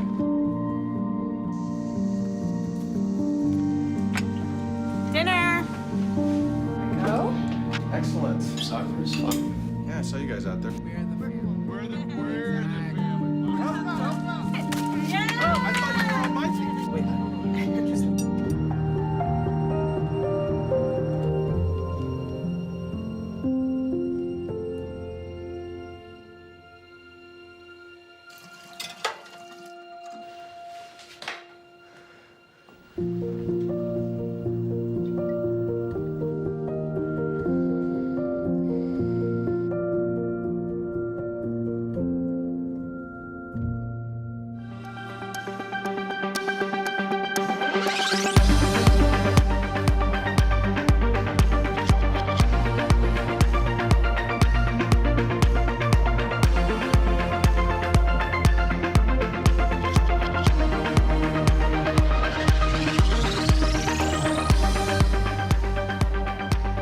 Cowboy State Daily Show with Jake back. Hello, KGOS Torrington. How you doing at KRAE in Cheyenne? KTUG Riverton. Howdy. KJAX, K Jackson, and KYDT. Good afternoon in Sundance as we continue to add stations to our statewide syndication of the Cowboy State Daily Show. That's good news. You can also catch us playback on demand when you're ready, wherever you like to listen to or download your favorite podcast. You can watch us live every weekday morning, 6 to 10. Watch, I said. Yes, we got a video camera in studio despite my objections. This is not somebody you want on video, but okay. That's how radio is going anymore now. Everybody wants to see the dude that's talking. Why? I don't know. Howard Stern started all that. And then that morphed into some guy named Joe Rogan. Never heard of him. And now, we adopted here at the I'd like to see award-winning Cowboy State Daily Show, but we haven't won any awards yet. That day's coming. You can see us live on X, Facebook, YouTube, and at the CowboyStateDaily.com website. Finishing up the thoughts on the graffiti artist. Is it graffiti? Make sure I'm using that word right. Graffiti has such a negative connotation. Graffiti feels like, is it a style of art or is it guerrilla art, meaning like it's illegal? I think it's just the style, right? Yeah, writings or drawings on a wall or a surface, usually without permission, says Wikipedia. Oh. So this is somewhere in that gray area, whether I use the term graffiti. I wonder if Shelley would call her art graffiti. Probably not. She would probably legitimize it more, just saying that it's art. It's street art or, whatever Banksy does. Graffiti does carry that connotation that it's not legal. People doing graffiti work are usually doing it at, 3 a.m. when no one can see. But it's got that look. This is not vandalism. This is Evanston, Wyoming. And congrats for the Parks and Rec Department. There was a relationship there. Shelley Gomez used to work for Evanston Park and Rec. She was an employee, so they knew her. And during her time there, she's done some art for them. She's, painted up some windows. She said, I painted the windows of the rec center a few times over the years, so they knew I was an artist. And some of the local skaters have been asking the rec center if they could paint something on the skate park legally. And the center is like, maybe we'll think about it. And then all of a sudden the light bulb went on. They were like, what about that Shelley Gomez who used to work for us? She's a good artist. They reached out and they said, Shelley, would you be interested in painting up the skate park? She said, oh, yeah. Oh, absolutely. What's it pay? And she did, and she did a great job. But the story we're talking about from Don Cogger, Cowboy State Daily, talks about how Shelley did a great job, but don't call it vandalism. During her work, as she was doing her work, several people called the cops on her and said somebody's vandalizing the skate park. And the cops rolled up, and Shelley had to explain to more than one officer how, I was hired by your town, by the Parks and Rec, to do this. And since then, she said, reception has been much better. There were fears that she was doing it illegal. There was fears she was doing some kind of LGBTQ thing because colors have been hijacked by the gay community. It wasn't their fault. If you're gay or lesbian, it's not your fault that suddenly the rainbow's now been hijacked by gays. Not intentionally, and it's not their fault. But that's how things happen. Suddenly now, whenever we can no longer see a pretty rainbow. If someone is doing a rainbow-themed artwork somewhere, the first thing that comes in our mind is, oh, look, they're doing the LGBTQ. They're doing a Pride Month thing. Somebody call the cops. That's unfortunate. That's what comes to our mind. And artists now have to make that decision. Should I use a lot of yellow and orange and blue or whatever colors are in the rainbow? I don't know. I better be careful. People might think it's a statement about LGBTQ. You can't even use colors anymore. You can't do anything for fear that you'll be labeled as something. And people will be calling the cops on you. Yeah, this Hispanic woman is painting an LGBTQ Pride Month thing over at the skate park. Could you send an officer over there? Now that they know that Selena Gomez was actually paid to do this work and she's an artist, they love it. Everybody's like, oh, it is beautiful. It looks great. It looks like a skateboard park now. Looks cool.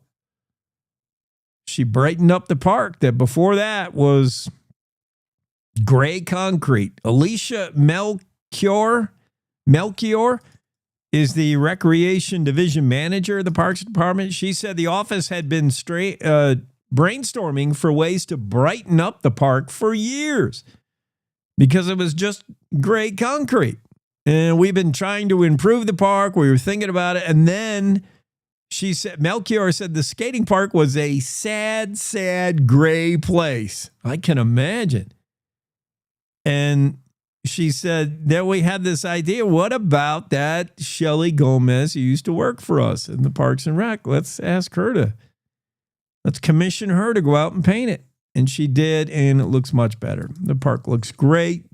Great job, Evanston Parks and Rec. Love it. What else? I wanted to get to one other story before we take a break. Let's see. Oh, Renee Jean's invite to get down into a missile silo. Well, you don't get that every day. Renee Jean got invited along to take a tour of the F.E. Warren Air Force Base, their secret underground missile bunker. Not so secret. I mean, the Russians, the Chinese, the Arabs, they all know it's there. And presumably it would be one of the first targets if things went WW3 and went all nuke. One of the first places they'd probably take out is the F.E. Warren Air Force Base. Even though the base is doing a good job of taking itself out, Renee Jean said it's dated. It's old. And it smells like old socks. Really. This was the insight from our reporter, Renee Jean, who got a exclusive tour through the control room and all the other places where there's actual nuclear buttons. She saw the whole thing. I'm sure they didn't let her stand too close to the button that might launch a nuke right out of F.E. Warren Air Force Base. The bunkers are 60 to 100 feet underground. Base Commander Tucker Fagan granted what Renee said is an extremely rare opportunity to tour one of the underground capsules from which America's missiles would be launched if ever needed. These men and women at F.E. Warren stand ready 24/7, 365, every day, every minute. They are ready to launch. They take orders from the president, you know who that is, to launch nuclear warheads at enemies who presumably have already launched at us. It's a mission that never sleeps, no holidays.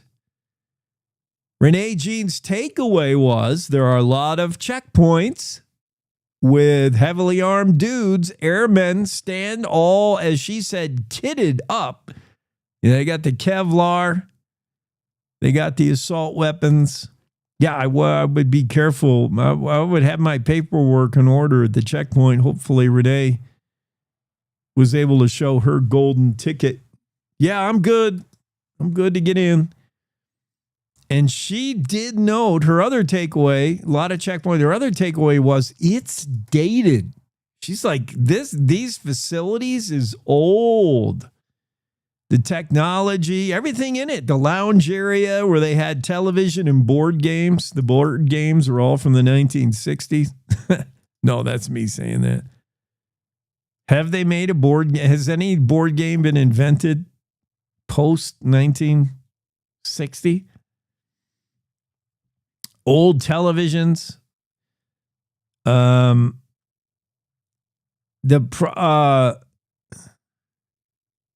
Yeah, she's got some photos. What photos I'm sure she could share. They probably had to be vetted. But yeah, she said the whole thing is kind of dated, kind of old. The tech is falling behind a little bit and makes me think the reason for the whole trip was to get news agencies to pass on the word that F.E. Warren Air Force Base needs a facelift. She said a lot of stuff in it is old. I'm trying to find. Yeah, she said it was like going into a time warp. The seats look retro. Many of the technology, the look of the whole place is kind of old school. And maybe it does need a little facelift, but what a rare opportunity to get to tour this place and describe what it was like and take some photos. This is the one time it was the Minuteman missile. This is F.E. Warren Air Force Base ready to launch America's nukes. Still operational, and not every day that they let somebody peek under the hood.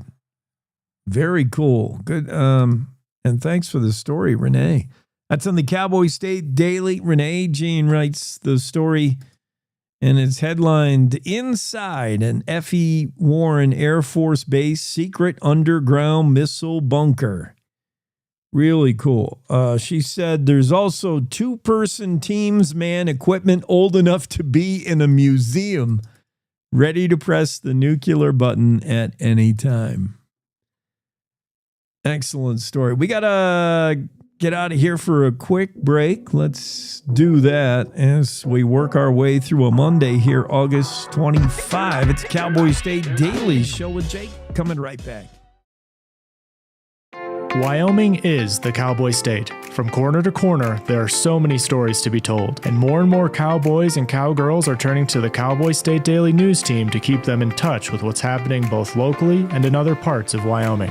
I'm Riley Strand, videographer and production assistant for Cowboy State Daily Video News. We're proud to bring the most important stories to our viewers every day. The stories that start conversations, the stories that make us laugh, the stories that make us think. Our experienced journalists at Cowboy State Daily are crisscrossing the state every day, talking to those who know the news best. Every day, host Wendy Core and I talk to the reporters who are covering the topics, issues, and people that are important to Wyomingites. And in our daily newscast, we bring you those stories. Tune into the Cowboy State Daily Video Newscast every morning, only on CowboyStateDaily.com. You're listening to the Cowboy State Daily Radio Network. Sometimes fatherhood I'm the first Viking who wouldn't kill a dragon. Can feel like an epic battle. But you will. But you can change your kid's world just by being there. And with a little help, you won't believe how high they can soar. All right, bud, you ready? I'm proud to call you my son. Come on! Never stop being a dad. To learn more, visit fathersincorporated.com. Logan Wilson here at the M Building in Casper, Wyoming. They do more than just support businesses and private events. They support nonprofits by offering reduced rates to help the community thrive. The staff here at the M Building have been incredible in helping me organize a fantastic event. They are great partners for those who want to make a positive impact on the community. Come check out the M for your next event.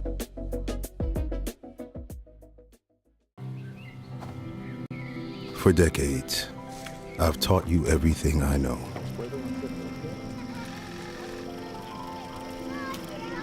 How to safely build a fire. How to control the flames.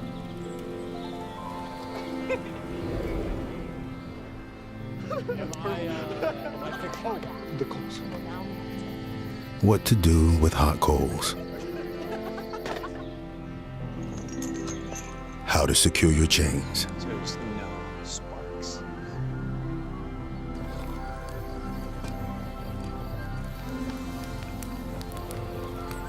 But I can only teach wildfire prevention. Only you can prevent wildfires.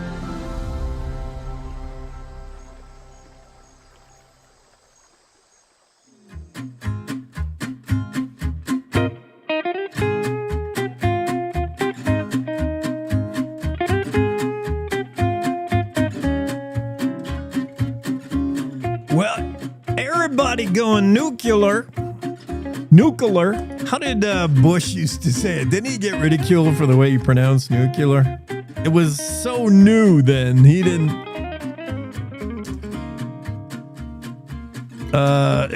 It was the first Bush who used to say nuclear, right?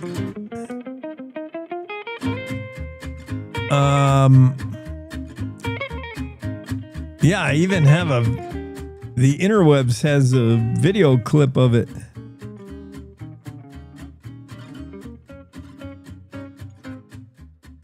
I think it was, yeah, I have a video of it, but I'm hesitant to play it.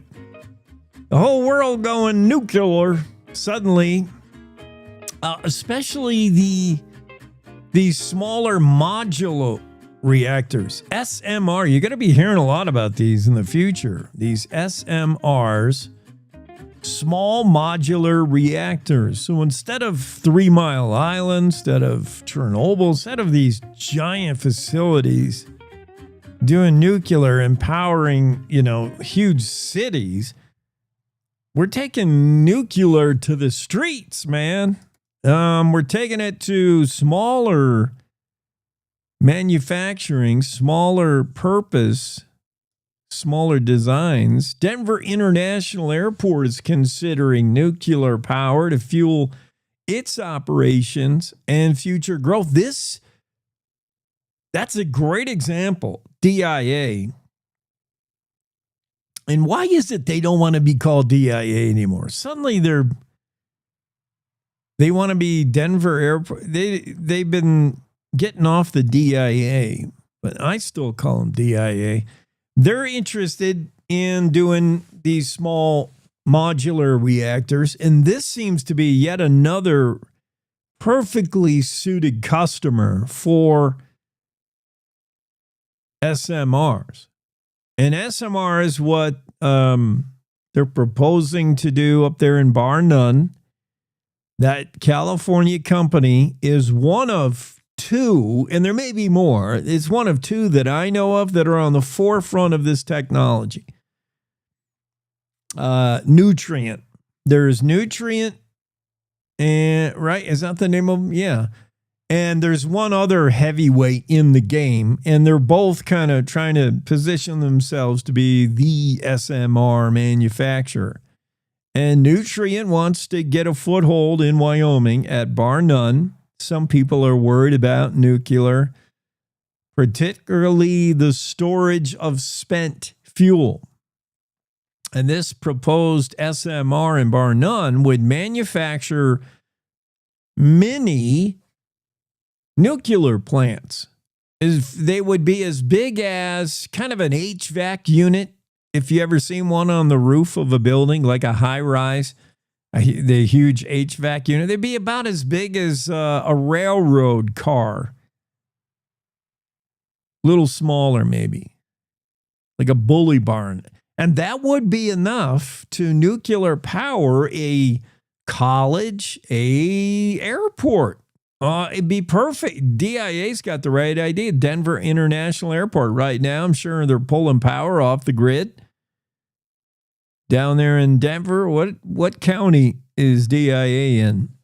I'm not sure, but I'm sure they're pulling energy. They're pulling their power from the grid. And what if we had our own power? What if they bought into this plan that would use a small modular nuclear reactor? Seems like a great fit, a great marriage. DIA and one of these SMRs. DIA, SMR. Just keep saying it over and over. It'll start to sound right, huh? DIA equals SMR. These SMRs, if you purchase a unit from Nutrient or whoever, they'll last about 5 years of producing nuclear power. They will create nuclear waste, yes, as the big plants do. And then you'll need to do something with that nuclear waste because it will be radioactive for many, many years. Yes, we know that.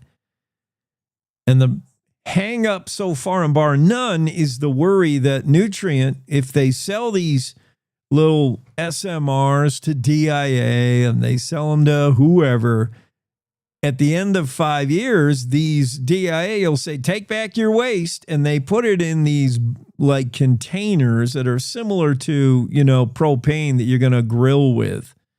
Imagine one of those containers. That will be the spent fuel. And now it'll come back to Wyoming because Nutrient has to promise to take back this spent nuclear fuel, whatever it is. They say it's not green ooze.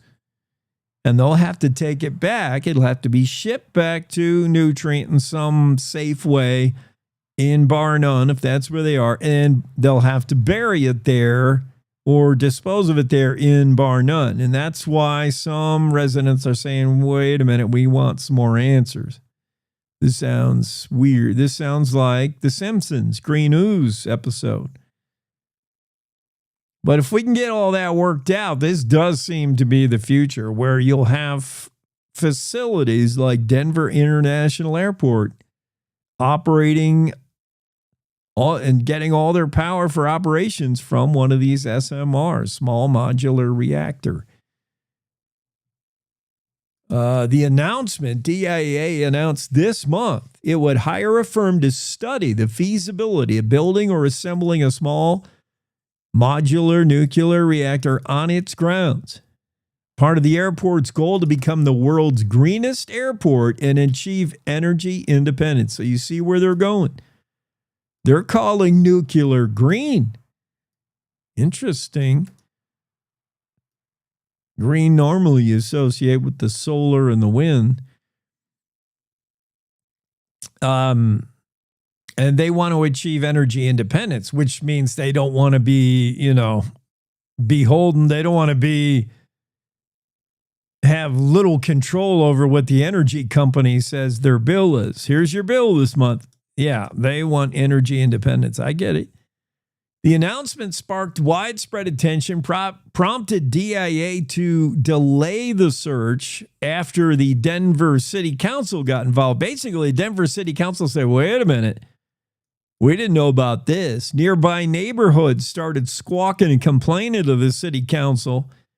And they went and visited DIA and said, before you announce you're looking into going nuclear, we got to pass the test with your neighbors. They are just as nervous as bar none Wyoming is about this. So that's been, they've pressed pause. Denver Mayor Mike Johnston said he shares many of the same concerns and questions as residents down there. So the same thing happening in the Denver airport area, DIA. Same thing happening as bar none. People are a little nervous about SMRs, about small modular reactors. What do they mean? What is the danger? How do they work? And because we've seen from the past a few incidents where nuclear was dangerous. It's radioactive. But DIA, they say that's their plans. They said they halt their plans after the city council told them, we want to look into this. Claire McFarland has a story about death along the Prison Farm Road.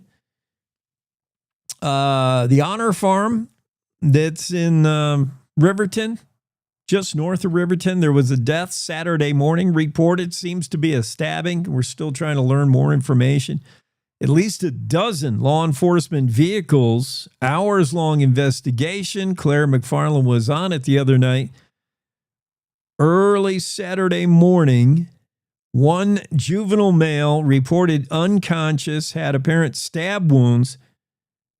Claire watched as she saw them clear the scene, which included bagging a bunch of things and finally bagging the body. The death early Saturday morning on the Honor Farm Road, just north of Riverton, brought a lot of attention. Fremont County Coroner Deputy Kirsten Kenny was on scene, arrived around 7 in the morning Saturday, as were Fremont County Sheriff's Office, Riverton PD, everybody who's anybody in law enforcement was there.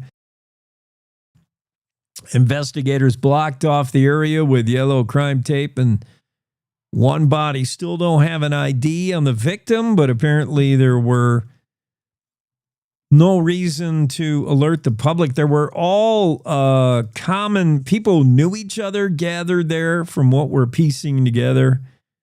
Perhaps some kind of late night party, whatever. And then things went bad.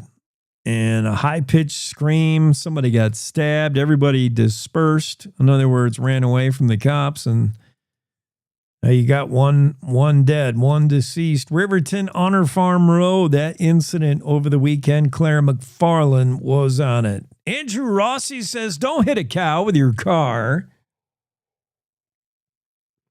That's not going to do much for the cow, and it'll kind of wreck your car, too. Hitting a cow won't just total your car, it'll demolish it. And it also might be rough on you. Many of the strikes of vehicle animal in Wyoming are vehicle wildlife. Most. 7,000 a year, in fact, is what we're hearing from the Nature Conservancy of Wyoming.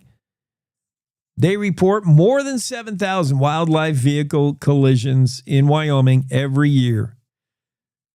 Well over 90% of those involve mule deer and pronghorn.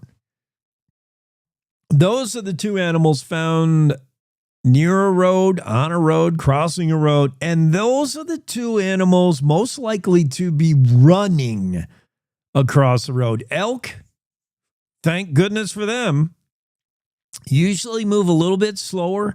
Like they stand there. The elk don't usually get scared and bolt across the road. Not usually. Elk, for some reason, a little more slow moving.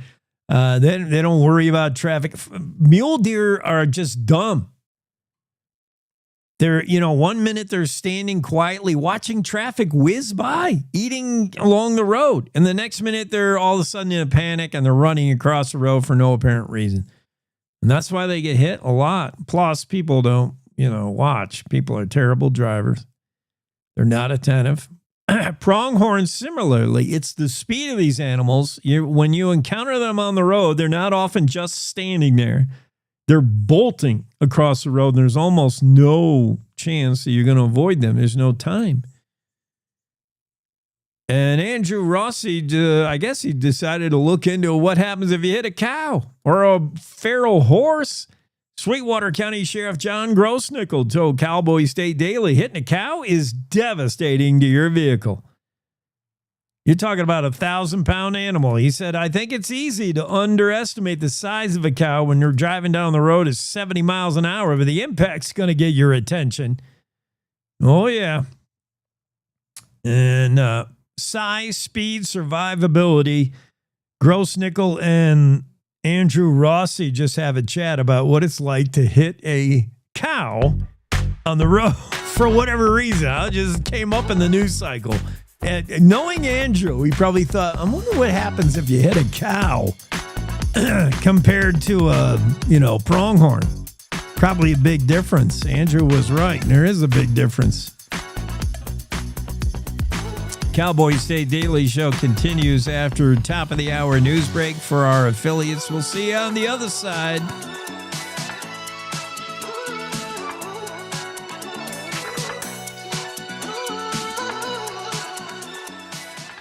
It's time to take a look at what's happening around Wyoming. From the Cowboy State Daily Newsroom, I'm Wendy Core. Just as hundreds of wildland firefighting crews are getting a handle on multiple fires in the Bighorn Basin of northern Wyoming, spots in the Tinderbox Dry Bridger Teton National Forest are blowing up. Cowboy State Daily's Greg Johnson reports that a new large and dangerous fire has flared up in the Star Valley about 4 miles south of Smoot, prompting an hours-long closure of Salt River Pass along U.S. Highway 89. The 125,000-acre Red Canyon fire is now 75% contained. The Dollar Lake fire is burning. It was discovered Thursday, was only about 20 to 30 acres, blew up to about 17 or 1,800 by Friday, and now it's about 10,000 acres. It's still 0% contained, and it's kind of running east toward Square Top. With that going on, another fire is blowing up in Star Valley, only about 4 miles south of Smoot. It's about 4,000 acres as of Saturday evening. There are 61 firefighters on the Willow Creek fire near Smoot, and more are on the way. Officials also warn looky-loos not to impede traffic on Highway 89, noting that watching a wildfire isn't safe or an appropriate spectator activity. Last year, the Shoshone Police Department issued 2,372 speeding tickets. Of course, these citations are not going to local residents. They're doled out among the 3.4 million out-of-town travelers who pass through each year.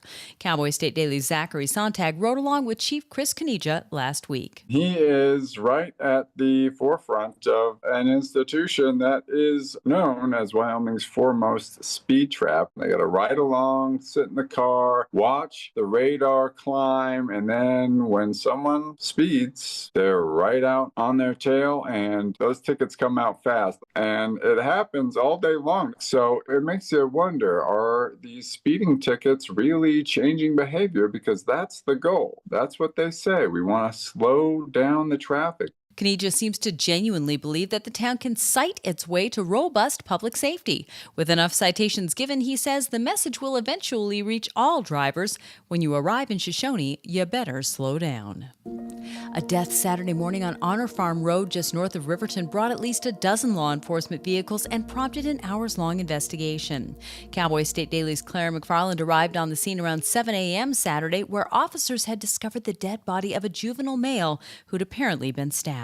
Fremont County Sheriff's deputies and Riverton Police Department officers responded early, 4 a.m. to Honor Farm Road. Now that stretches alongside the prison farm. I was there while they were processing the scene. I watched them bag up a Nike shoe, a wad of fabric. They took copious photos. And then lastly, they put the youth on a gurney and the coroner took custody of the body. The sheriff's office on Saturday said that a lot of the witnesses and the suspects fled before investigators got there. No one is in custody as of Saturday afternoon, but law enforcement reports that the incident was specific to those involved and not a random act. I'll be back with more news right after this. The Wyoming way of life. There's nothing like it. And no financial partner like your local cooperative credit union to help you live life the way you want to. We help you save for a brighter future, borrow for your dream home, start your small business. We've got your finances, and you've got plans, so go ahead, pitch a tent, head for the rodeo, reel in a big trout, fire up the smoker.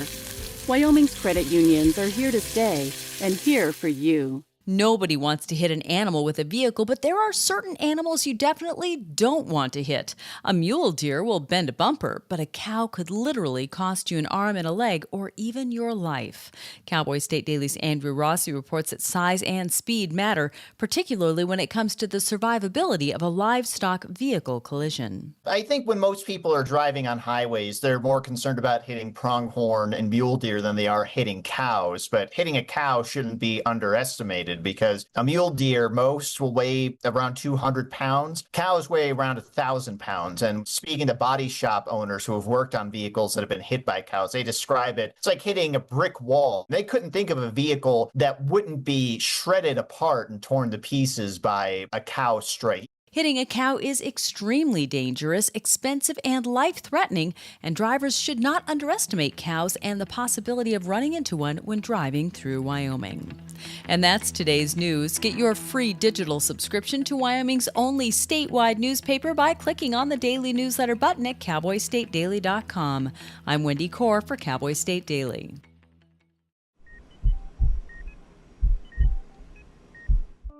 I had a pretty normal mom life.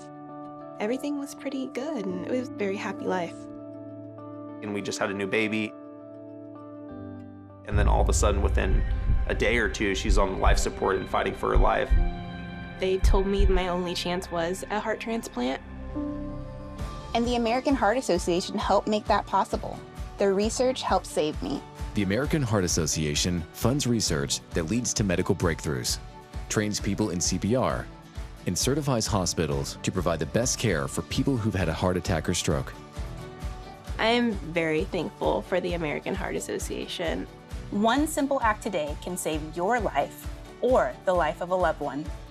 Heart disease is the #1 killer in America. To learn more about how the American Heart Association is saving lives, go to helpheart.org.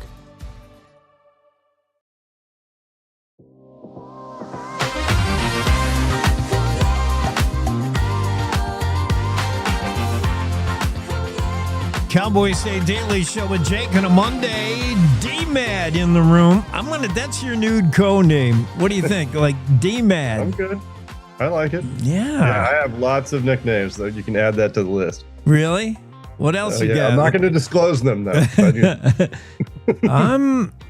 think D-Mad is David Madison, who's, I guess, been on some kind of vacation. You and Congress have been taking August. I haven't seen any stories, but we'll... No, I took my kid to college. We emptied the nest, and I've taken this week off, and I'm reporting remotely from North Carolina, where I'm helping with my aging parents. So yeah, it's been a bit of a family focus this August. Who's the kid and where's the college? So my youngest daughter, Lily, is a Montana Grizzly. Yes. And so are you a Grizzly? No, but I love Montana. That's where Craig Bowl came from, right? Before UW? Oh, maybe. Or was it Montana State? Is there a Montana State? Oh, yeah. And yeah, where I live I live right next to the campus. Wait, Montana Grizzly. I'll find out. So she's in Missoula, then I've got another one at Oregon State. So yeah, we're okay. Nest. So you got ducks. Is that what Oregon State is? Beavers. Oh, yeah. The Oregon's ducks. Beavers. Yeah. You got a beaver and a grizzly. I do. Got it. Okay, so Grizzly, I'm pretty sure Grizzly football is like noted for how good they are when they shouldn't be that good, because you're like, wait, Montana? Yeah, Montana and Montana State are top of the Big Sky Conference.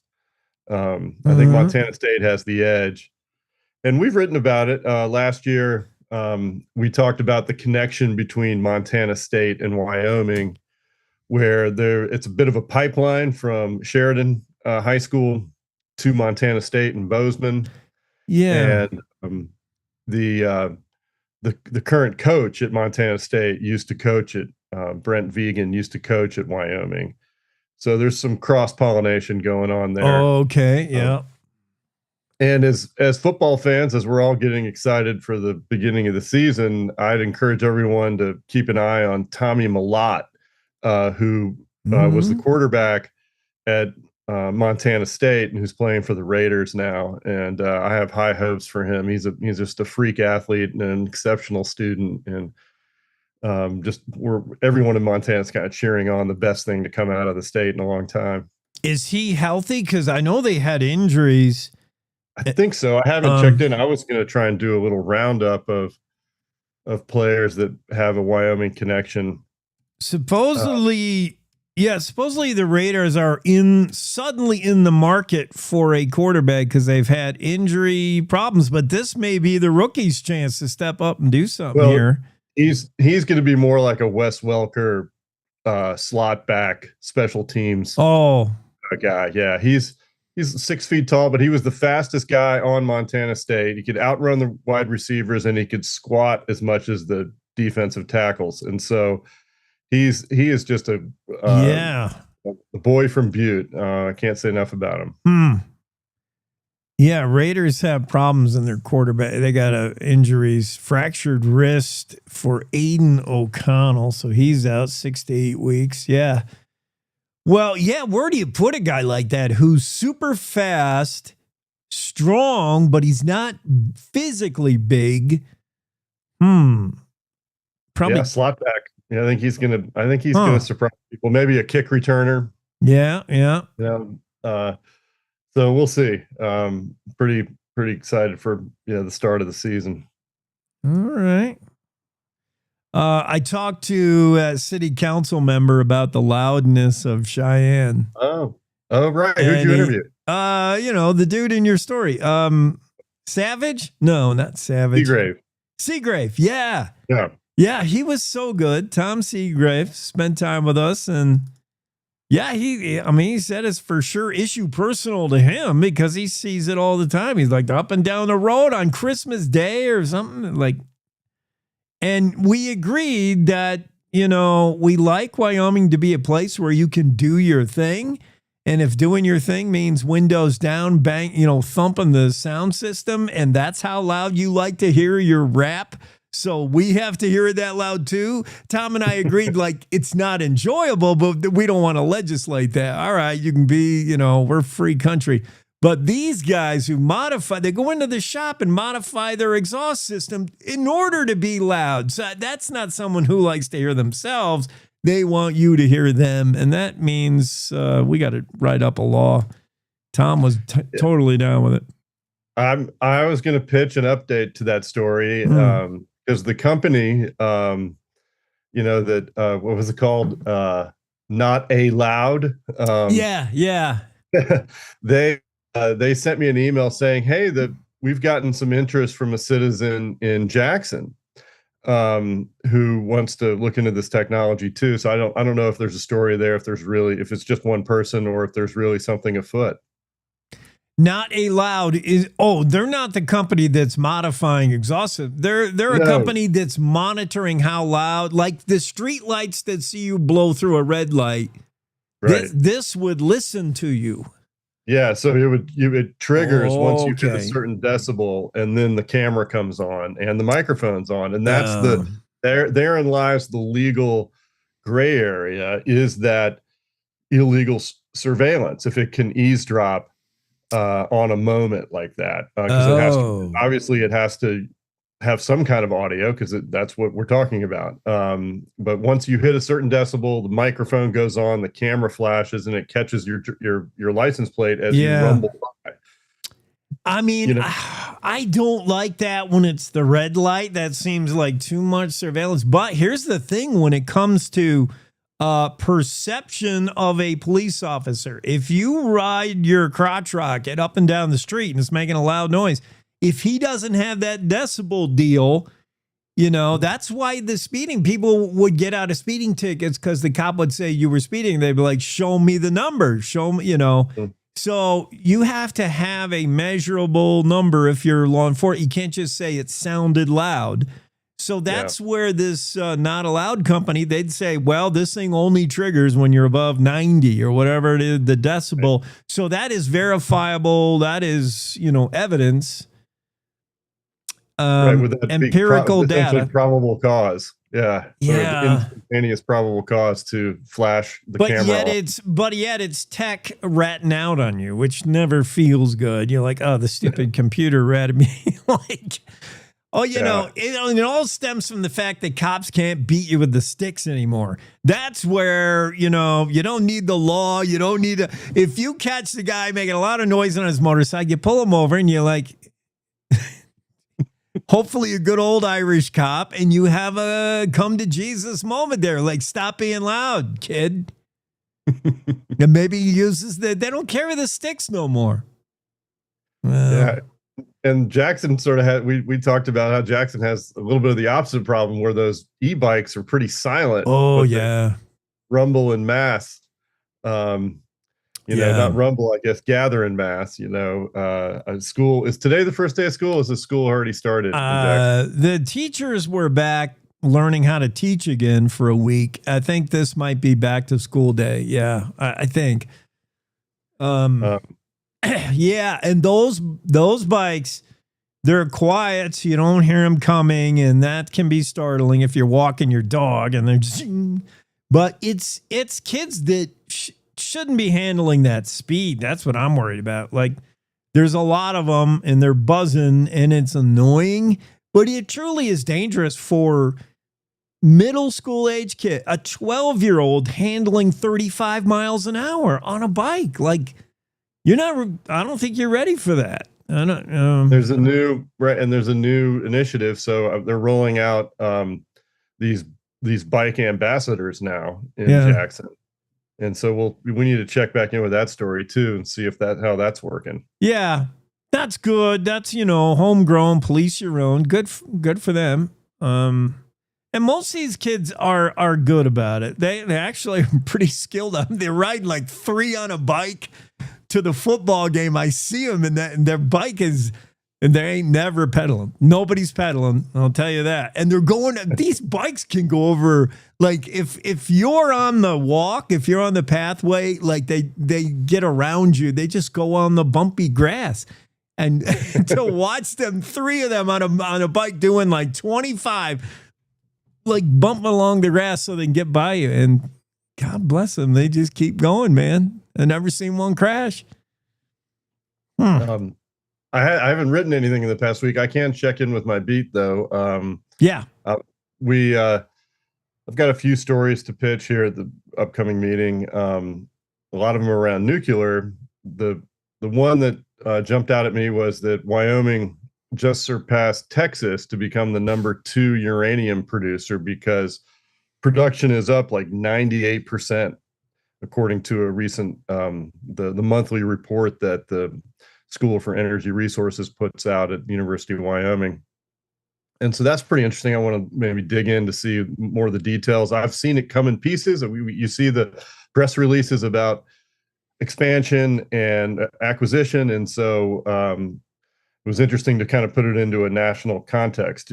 Utah still leads the pack as the #1 uranium producer. It's also the home to, I think, to one of the major milling sites as well. So we're looking into that. And then we're also seeing a lot of debate around nuclear. Of course, there's what's happening in Bar None. That just got covered by Newsweek. So it's making national news. There was a little kerfuffle down in Rock Springs, right, where the city council person maybe hired his wife to do some communication around expanding city's role in the nuclear industry. And then what I'm thinking about writing this week is, really trying to drill down on what's going on in Gillette. There's few communities in this country that are more pro-energy than Gillette, Wyoming, and there's a schism there between the city council and a local legislator. And so, growing pains over an industry we're all trying to get our head around it. It's interesting, these small modular reactors. It seems to be the future, the way we're going. And it's starting with the military. They want them on their bases. DIA just announced they want to look into it to run an airport and get off the grid. That seems to make sense. They're coming, and Nutrient is just one of some of the heavy. I would be interested in learning more about the other guys, David. Nutrient, and then there's one other company out of California that's also on the forefront of these modular nuclear things, because I mean, between the two of them, there's a lot of blue sky. I mean, this is, I think, where we're headed. But everywhere you try to put one of these facilities in, people are going to be nervous about how they work. What do you do with the waste? And Yeah, and I went to a memorial service up or by Glacier Park and was sitting around the campfire a week ago, and somebody who works in the nuclear industry and was talking about a new generation of fuel that might be stable, after it's spent, and so was that just pie in the sky campfire talk? I don't know. I'm going to look into it. Yeah, so there's certainly a lot of optimism in the nuclear space. A lot of optimism, but a lot of reasons to resist in Wyoming. And number one is the green news fear or a meltdown fear. But number two is, do you see a lot of people saying, well, that's a energy source that's anti-Wyoming. We're coal, oil, gas, and we're not necessarily nuclear. And DIA is trying to call it green energy. They're saying we want to go green using nuclear. And you're like, wait a minute, I thought that was wind, solar. Is Wyoming opposed to that? Like Wyoming energy sector's opposed because it's not oil, gas, and coal?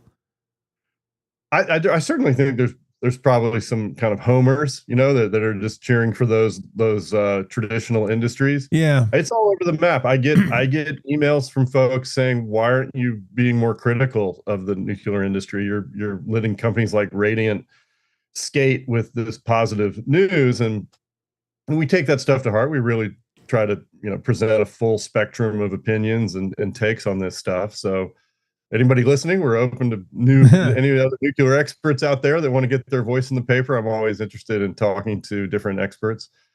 So we'll see. It's I think nationally, I really do feel there's a strong shift to classifying nuclear energy as green energy. I mean, that's certainly what Bill Gates thinks. And, interesting. Yeah. But it's mining that fuels these things, the mining of uranium, which is one good sell for Wyoming, to be able to do it all locally. I mean, mine the uranium, feed the power plant, and you got it all in Wyoming. That sounds kind of good. Indeed. Yeah. There's lots of companies that have that same attitude. All right. Well, let's get back to it. Montana Grizzlies. That's going to be my new team. Okay. Let's go Grizz. Actually, I have to say go Cats. I live right next to the campus. Oops. We'll see you, man. Shh, don't tell Lily. All right. Thanks, man. Cowboy State Daily, it's D-Mad on the show and talking all things energy and the future of energy in Wyoming. We'll take a break here.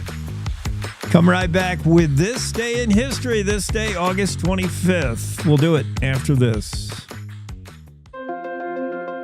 Wyoming is a big state. There's so much ground to cover, so many stories to tell. But the Cowboy State Daily News team is up to the challenge. I'm Wendy Core, host of Cowboy State Daily Video News. Whether it's politics in Cheyenne, energy issues in the Powder River Basin, or grizzlies in Yellowstone, our talented crew of experienced journalists are out there finding and telling the stories that matter. What's the best restaurant in DuBois? Renee Jean checks it out.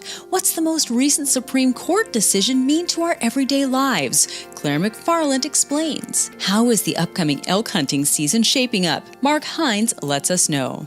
Every day, I talk to the reporters who are covering the topics, issues, and people that are important to Wyomingites, and in our daily newscast, I bring you those stories. Tune into the Cowboy State Daily Video Newscast every morning, only on CowboyStateDaily.com.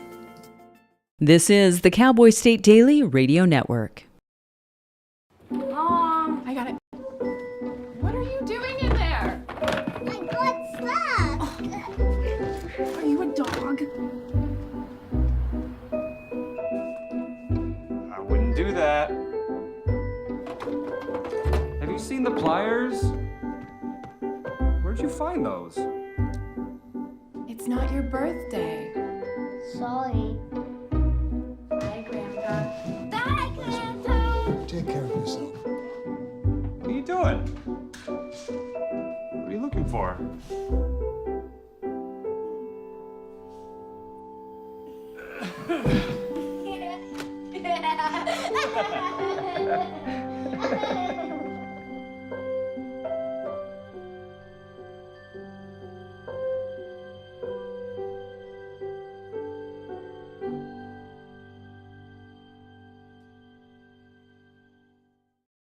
I don't think many kids in my son's school even do it. He makes fun of his friend who vapes. He would never try it. She's into soccer. She's on the honor roll. She's just not the type. No way. No way. No way. No way, my kid would never vape. Get your head out of the cloud. Today, nearly 8,000 kids will start vaping. Maybe even yours. Learn about the dangers at talkaboutvaping.org. Life's daily battles are not meant to be fought alone. We're not powerless, so long as we don't lose sight of what's important. Don't be afraid to seize that moment to talk to your friends. Cloud, you okay? Because checking in on a friend can create a safe space. The first step on our new journey. You coming? Reach out to a friend about their mental health. Seize the awkward. It's totally worth it.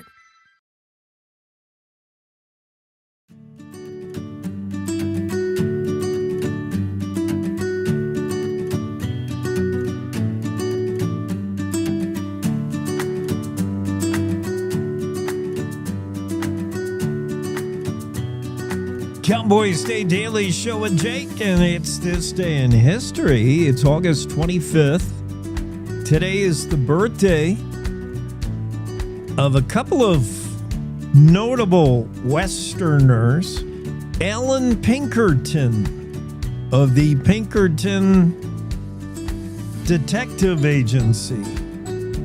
Alan Pinkerton, detective, Secret Service agent, born this day, 1819. Pinkerton most often is, you think of the work they did on behalf of the railway, Union Pacific, the UP.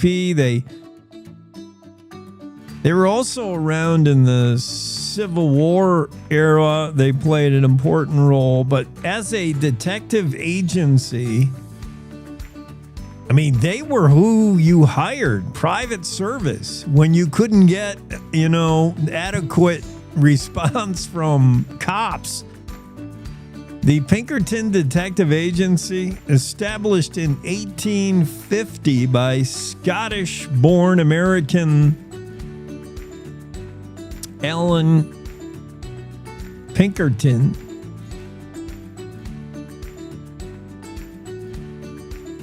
and it was the railroads, after they kept getting robbed, that hired Pinkerton. It kind of made them famous out west. This day in 1850, also the birthday of Bill Nye, Western humorist. This guy, one of the greatest writers. His news coverage, this is back when, I don't think you can do this today. The way Bill Nye had columns that he wrote that were definitely opinion pieces because they were funny. He was similar to like Dave Barry. If you read Dave Barry, Bill Nye was the Dave Barry / Mark Twain of his day. He had a Mark Twain folksy style and a Dave Barry humor, and they would combine, and that's the way he wrote in the newspapers under his own column. But he would also report that way, like he would report a serious incident, the trial of some murder or whatever, and he would do it in a cheeky way that you can't do it. You can't write like Bill Nye wrote back in the day. He was born in Maine this day in 1850 and spent most of his life in Wyoming. Once he got here as quick as he could. His career was launched. He was a postmaster in Laramie and then wrote for a few different newspapers in Wyoming. His real name, if you want to play trivia, Edgar Wilson Nye, born in Maine on this day, 1850. We know him as Bill Nye. 1916, this day, National Park Service was formed. The NPS took over a role which had been occupied by the Army previously. The Army would patrol the national parks, and then finally the National Park Service took over the NPS. celebrates an anniversary of sorts this day, 1916. This day, 1944, 17 sheep were slain by a mystery aircraft in Medicine Bow. The item can be found in the Wyoming State Historical Society. It had been reported by newspapers at the time, but our source, who I often ridicule for being so bad at grammar, our source for this blog admits, I wish I knew more details about this, but I don't. And it's certainly piqued my interest. 1944, Medicine Bow, 17 sheep slain by a mysterious aircraft. Was this like a fighter plane that somebody gunned down sheep? Hired by the Cattle Association, no doubt. Is this like, or is this mysterious aircraft more like UFOs and they were zapping 17 sheep with their ray guns? I need to know more about this now. Jackie Dorothy's the only one I know who could look into it. She's a history buff. Jackie, how or why did 17 sheep get killed by a mysterious aircraft near Medicine Bow? I mean, that might be the headline, but that's not the end. That's not the story. What is the story? I need answers. I'll look into that maybe, and me and Jackie will try to find out why that is. 1950, on this day, President Harry S. Truman orders the Army to seize control of the nation's railroads in order to avert a strike. Well, that's one way to do it if you're the president. 1972, Congress authorizes the John D. Rockefeller Jr. Memorial Parkway, thus launching the most confusing piece of land when you're traveling from Grand Teton National Park through the south gate of Yellowstone. You first enter Grand Teton National Park. Then you'll enter this area called John D. Rockefeller Memorial Parkway. It's neither Grand Teton National Park nor Yellowstone, but it is federal land of some kind. It's just weird. And I don't know the purpose for it other than to memorialize John D. Rockefeller Jr. 1972, Congress authorizes and establishes this Memorial Parkway, which is in total not much acreage. It's just that strip of land between Grand Teton and Yellowstone. That's all I know it is. You know, that strip of land, if you look at Wikipedia, it's a protected scenic road area connecting Grand Teton to Yellowstone. 24,000 acres in all. The stretch of land, originally part of Teton National Forest, was transferred to the National Park Service later, and then finally dubbed this parkway. For why, I don't really know, but 2007, this day, Wyoming Republicans decide to hold their delegate selection process prior to Iowa and New Hampshire. The date set was January 5th, 2008. And the world did not take notice. Apparently, we never did it again. Wyoming wanted to jump the gun, to be first during an election cycle, similar to Iowa and New Hampshire. Wyoming wanted to be able to be an influencer in the political world. I guess everybody just collectively yawned, and we never did that again. January 5th, 2008, Wyoming Republicans decide to hold their delegate selection process before anyone else. Iowa, New Hampshire. 2010, Governor Dave Friedenthal signed an executive order increasing protected sage grouse habitat by a net 400,000 acres. Dave Friedenthal protecting sage grouse. Don't know whether that's been effective or there's that sage grouse still suffering with habitat loss. All these things happen on this day in history. It's August 25th. Time to rodeo. Western Ag Network and the Rodeo Roadshow. Hi, and welcome to the Rodeo Roadshow. I'm Will Rasmussen, fresh off a weekend at the Salmon Stampede, my hometown rodeo in Salmon, Idaho. Another big week of rodeo business. One of the majors that went on was over in Kennewick, Washington, the Tri-Cities area, and the Horse Heaven Roundup. Some big names and some big spots there at Kennewick. We'll have the results of Kennewick, Washington when we come back.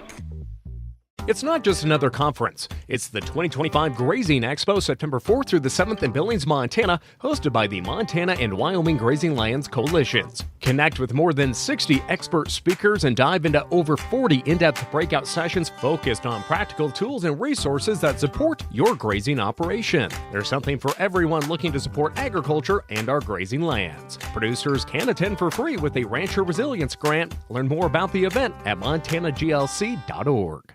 It's harvest time for Molson Coors High Country barley growers. That's right, farmers in Colorado, Idaho, Montana, and Wyoming are cutting another high-quality Moravian barley crop that'll eventually become Coors Banquet and Coors Light beer for consumers worldwide to enjoy. You know, Bill Coors once said, beer is made in the barley field because if you don't get good barley, you can't make good beer. And boy, he was absolutely right. Molson Coors wishes everyone a safe and bountiful harvest. In the bareback riding, Canada's Oren Larson, the 9-time national finalist in the bareback riding, his hot streak continues. He wins Kennewick, Washington. The number one man in the world, Will Loomis from Mississippi, the steer wrestling champion. Here's a whole bunch of big names in the team roping. It was split between Caleb Driggers and Junior Nogueira. They are world champions. Clay Smith is also a world champion. His healing partner is young rookie Nikki Northcott from Texas. They split the championship in the team roping event. 4-time champ of the world, Zeke Thurston from Alberta, Canada. He wins the saddle bronc riding event. There's the young Kincaid Henry, the 22-year-old from the Lone Star State, in the number one spot in the tie-down roping. In the barrel race, Mackenzie Mays, also from the Lone Star State, wins the barrel race. Breakaway roper Josie Connor from Louisiana remains in the top 5 in the world in the breakaway roping. She's right where she wants to be, headed to her 4th National Finals rodeo. Lane Vaughn of Klamath Falls, Oregon, who is having a terrific year, maintains his terrific year going. He's in the top 25 in the world. He wins the bull riding event. On the Rodeo Roadshow, I'm Will Rasmussen on the Western Ag Network. This is the Cowboy State Daily Morning Show with Jake. Yes, it is. Slow down in Shoshone. That's by far Cowboy State Daily's most responded to story of the day, according to Facebook traffic. Over 1,400 impressions, 854 comments. Most of the comments saying, hey, here's a novel concept. People should drive the speed limit through Shoshone and you wouldn't get a ticket. That's what Bill says. Imagine that. Others who have probably been ticketed in Shoshone saying, wow, 34 and a 30 is such a hazard.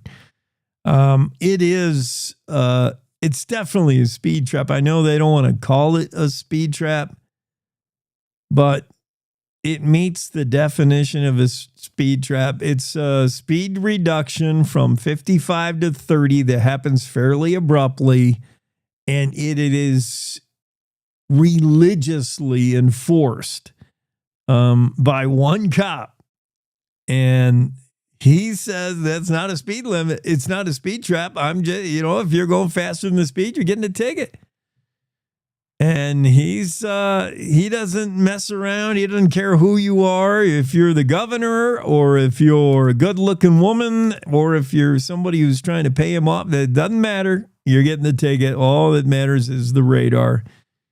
Cowboy State Daily's Zachary Sontag did a ride-along with the I think sole member of the Shoshone Police Force. I mean, he may have somebody working for him. I don't know, but Shoshone's tiny. And the police chief is the guy out there writing the tickets. The police chief is Chris Kanesia. And he knows it's up to him to enforce the law, and him and nobody else. He's got his radar out, and he is looking for speeders.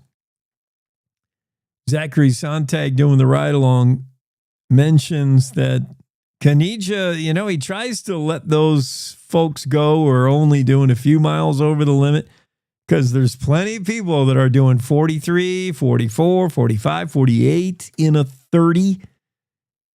And yeah, these tickets, you wrote one that was $143 while Zach was there. He said some woman with Minnesota tags during a 10-minute traffic stop received a ticket for $143. That's how much she owes the town of Shoshone. The money goes right to Shoshone, goes into the town coffers to the tune of like $319,000 in 2023, I think. Not all of that came from speeding tickets, but, most of it pretty much. And they continue to write tickets. The police chief, Konija, says, look, I'm just trying to get the word out and encourage people to go the speed limit for the safety of the residents in Shoshone. Well, I don't know if they're influencing hearts and minds and culture and policy because they keep writing more and more and more tickets. Shoshone Police last year issued 2,372 speeding tickets in a year. That's how many a day? And this is not called a speeding trap? Nonsense. That's a speeding trap. There's no other town of that size that writes as many speeding tickets. And I'm on board. I'm all about law enforcement. I'm with the cops.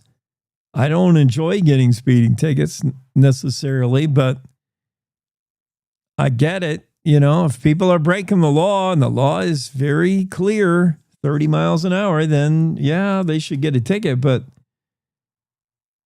it's called a speed trap.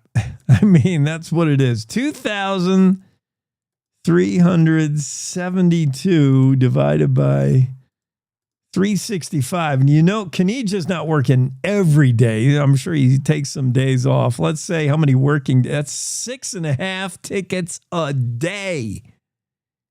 If he worked every day, which he probably only works 300 days. So 2,000. I got my handy dandy calculator here. 2,372 tickets divided by, let's say he's on the job 300 days a year. He's out there running radar. So that's 8 tickets a day. And that's easy. Have you ever been in Shoshone? I mean, I know now the word is out, and it's not news to anybody who lives here. They're writing tickets in Shoshone. I get it. We all know it, and it's the joke of the state. Oh, yeah, Shoshone's is one big speed trap. Everybody knows it who lives here, but there's no shortage of tourists, first-timers who don't know. And I've driven through Shoshone with somebody right on my bumper, wondering why I'm doing 32 in a 30. Well, I'll tell you why, because Police Chief Kaneja is looking for you, and they want to pass, and some of them do, and I'm like, oh, you're taking your chances. 2,372 speeding tickets last year alone. Year before that, 2,440. The year before that, 1,985. So, yeah, you get the picture. They are writing tickets daily to the tune of like 8 a day, and they could easily double that. The population of Shoshone, 630. So Zachary says it's the equivalent of 4 speeding tickets for every man, woman, and child in this mile-wide town. I mean, Shoshone is 1 mile. 1 mile, you got to woe down to 30. And a lot of people can't do it. They don't want to do it. And they're getting tickets. And they help fund Shoshone. In 2023 alone, police department generated $319,000 in fines and fees, a majority of which came from speeding citations. That accounted for more than 30% of the town's general fund. I mean, don't think the ticket writing isn't the fundraiser of Shoshone. It is. I know that's not the intent. The intent is to make Shoshone safe for speeding scofflaws. But it certainly is a moneymaker in Shoshone. And it certainly would classify as a speed trap. All semantics aside, that's what it is, whatever you want to call it. But taking accountability for your mistakes, that's what Chris comments in his own story here, the story about him, the police chief Kanijic commenting in the Facebook page. And he does mention, he's like, look, it's the law. And he goes, I have no shortage of tickets I can write every day because apparently the whole world doesn't take accountability. And he's right. Police Chief Kanija. Again, it's frustrating to get a speeding ticket in a town. I get you want to write tickets for the crazy dude doing 100 miles an hour in a 55, like he just blows by. He's dangerous. He's going to kill somebody. If you're doing 40 and a 30 in Shoshone, are you going to kill somebody? It's less so of a safety concern. Although Kanija took Zach on a ride, he said, look, here's what 48 miles an hour feels like. He's like, I write tickets all day long for 48 and a 30. Here's what that feels like going through my town. And he drove Zach at 48 miles an hour. And he said, does this feel safe? For a lot of people, that's not a safe speed in town. What if a dog runs out in front of you, a kid, whatever? And that's Kanija's number one concern, safety. Number two, he said, it's on you. He goes, we live in a world where people don't take accountability for their mistakes. Police Chief Kanija writing in the Facebook comments here, which he sees, some of the comments are like, come on, man. This is a speed trap. You don't need to ticket us for a little bit over the speed limit. Kanija says, I love how it's easier for people to complain rather than to take accountability of their mistakes. True. Kanija's no-nonsense police chief. He said, if you speed and you get a ticket, move on and learn from it. Yeah. People don't take accountability for their actions. And if your actions are 45 and a 30 in Shoshone, you're probably getting a ticket 9 times out of 10. Good story from Zachary Sontag, and it's great that he got a ride along. That was really interesting. Let's take a break. One final break for this hour on the Cowboy State Daily Radio Network. Want to stay in touch with what's happening around Wyoming? I'm Wendy Core, host of the Cowboy State Daily video newscast. From Mountain View to Upton, from Jackson to Cheyenne, our reporters are out there finding and telling the stories that matter. Every day, I talk to the talented journalists who are covering the topics, issues, and people that are important to Wyomingites. And in our daily newscast, I bring you their stories. Tune in to Cowboy State Daily video news every morning, only on CowboyStateDaily.com. Wyoming is a big state, There are so many stories to tell, and here at Cowboy State Daily, we pride ourselves in bringing those stories to you every day. I'm Riley Strand, videographer and production assistant for Cowboy State Daily Video News. Every day, host Wendy Core and I talk to the experienced journalists who are covering the topics, issues, and people that are important to Wyomingites. And in our daily newscast, we bring you their stories. Tune in to Cowboy State Daily Video News every morning, only on cowboystatedaily.com. You're listening to the Cowboy State Daily Radio Network. Who can you turn to for news you can trust? Your local TV and radio broadcasters. You trust us to keep you safe during times of crisis and to deliver the weather, sports, and entertainment you rely on every day. We bring you the facts you need to make decisions that matter. And as misinformation floods social media, you can trust your local stations to deliver the truth. Text TV to 52886 and tell Congress you rely on your local stations for trusted news. You handle the healthcare, we'll handle the marketing. In need of a spark for marketing your medical practice? Loom Studio provides creative and strategic healthcare marketing that illuminates the path to bigger and better experiences for your business and your patients. We specialize in branding and design, social media, website design, SEO and SEM, not to mention content creation, public and media relations, and marketing metrics to ensure you're getting results. If you're looking to increase your patient engagement and retention, enhance your community impact, and streamline your marketing efforts, our team is ready to help you achieve your goals. Contact us today and learn more at loomstudio.com. We come from a long line of farmers, and there's a sense of pride, but there's also a significant amount of pressure. Farmers have to take care of their physical and their mental health, because what's a farm without a farmer? Watching the sun come up, that's my time. I can have a cup of coffee, and every day is a new opportunity. That's cool. Yay! Don't forget to check in on yourself. Love your mind.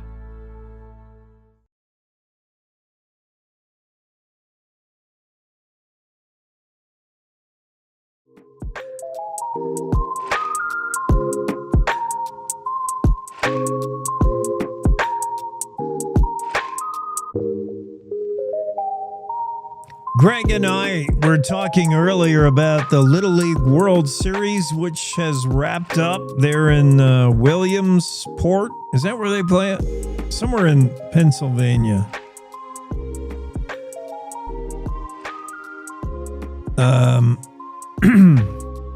I've been there. Beautiful field. More than one field, but a beautiful place. Yeah, it's in South Williamsport. The Little League World Series finished up, and for the first time since 2017, a non-U.S. team has won. We've been on a run for the last, how many years is that? 7-year run of a team from the United States winning it, but this time it was Chinese Taipei. It's a record 18th championship for Chinese Taipei, but it's first since 1996. Been a bit of a drought for them. The last international team to win the Little League World Series was Japan back in 2017. Chinese Taipei destroyed the competition basically behind the pitching of Lin Chin-si, who is dominant, and some people calling to see his birth certificate. That happens every time you get some kid who's just bigger and stronger and better than every other kid.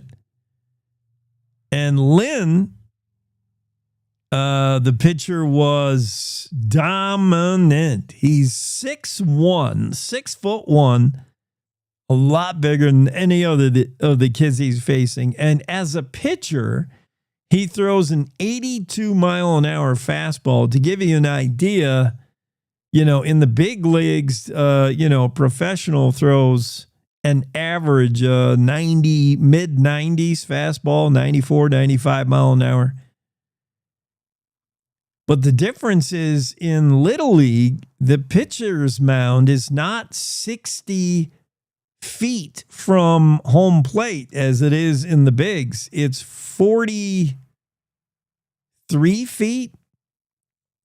What is it? It's a lot closer. So the equivalent, if you throw 82 miles an hour by the radar gun and you're throwing it from just 43 feet away from home plate, the equivalent, ESPN says, is facing what feels like a 107 mile an hour fastball, which would be faster than any pitch in Major League Baseball. Nobody's ever thrown 107. They've come close.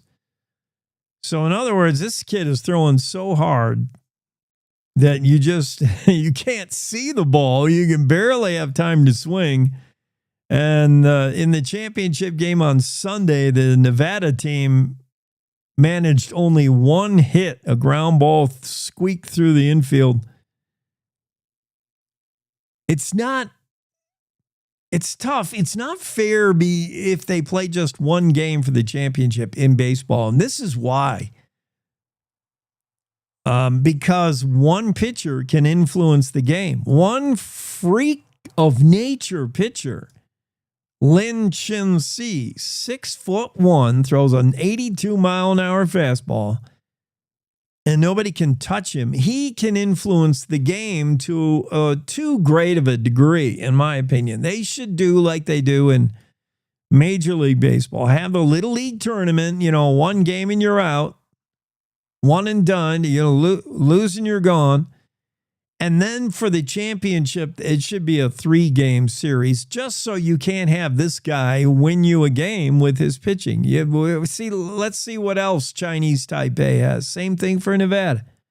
There can't just be one pitcher that influences the game to that degree.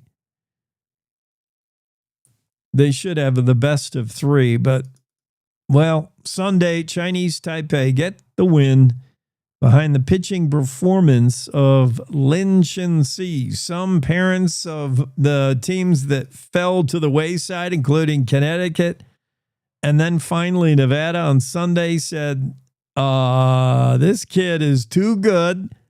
And some parents said, I want to see a birth certificate. Food and Wine is reporting the robots will soon be making your restaurant meal. There'll still be a head chef, but a lot of the sous chef stuff will be done by robots. The repetitive kitchen tasks of chopping and dicing and all that stuff, the stuff that nobody really wants to do. You all want to be like the head chef, right? You don't want to be his assistant who's just got to slice avocados all day long. Robots will be stepping in to help. They're already being tested in Chipotle places around the globe. Robots can process, for instance, up to 25 pounds of avocados at a time, cutting, coring, peeling. They can take care of a single avocado in approximately 26 seconds, way faster than any human, without the occasional knife nicks. Oops, cut myself. Without the drinking problem of your average kitchen staff. I stereotype, I generalize, but pretty much almost every chef I've ever known has a drinking problem. Just comes with the job. Yeah, the bots will be able to do the job faster without the drinking problem, without the attitude. When the chef says, hey, I need more tomatoes sliced, pronto. Hey, ASAP, I need some guacamole. The computer, the droids will be able to do it really fast. Chipotle's working on it. Infinite Kitchen is by the number. Infinite Kitchen is working on it wherever they are. Robot-assisted restaurants can produce up to 500 bowls of something an hour. Yeah, the story from Food and Wine is headlined, Meet the Robots Making Your Restaurant Meal. They're not here to replace you Probably. Kristen Hawley writes the story about how robots are doing the job better in the kitchen. Better, faster, stronger. Except when they go haywire. I still think one of my funnest things on the interwebs is watching the viral videos of droids going crazy for whatever reason. The programming goes haywire or whatever they're programmed to do, they've lost track. Like they have a job on the assembly line putting in this widget and all of a sudden they go berserk. They can't put in the widget and they fall over and they start smoking. Yeah, that's my favorite robot thing on the interwebs. I don't want that one. There, let's play us out with a little jingle. That'll do it for this hour. Top of the hour news for our radio syndicates. It's the Cowboy State Daily Radio Network. We'll be back after news.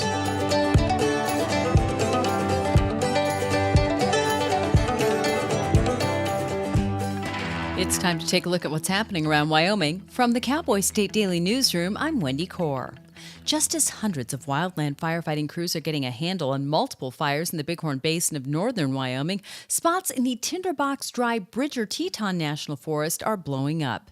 Cowboy State Daily's Greg Johnson reports that a new large and dangerous fire has flared up in the Star Valley about 4 miles south of Smoot, prompting an hours-long closure of Salt River Pass along U.S. Highway 89. The 125,000-acre Red Canyon fire is now 75% contained. The Dollar Lake fire is burning. It was discovered Thursday, was only about 20 to 30 acres, blew up to about 17 or 1,800 by Friday, and now it's about 10,000 acres. It's still 0% contained, and it's kind of running east toward Square Top. With that going on, another fire is blowing up in Star Valley, only about 4 miles south of Smoot. It's about 4,000 acres as of Saturday evening. There are 61 firefighters on the Willow Creek fire near Smoot, and more are on the way.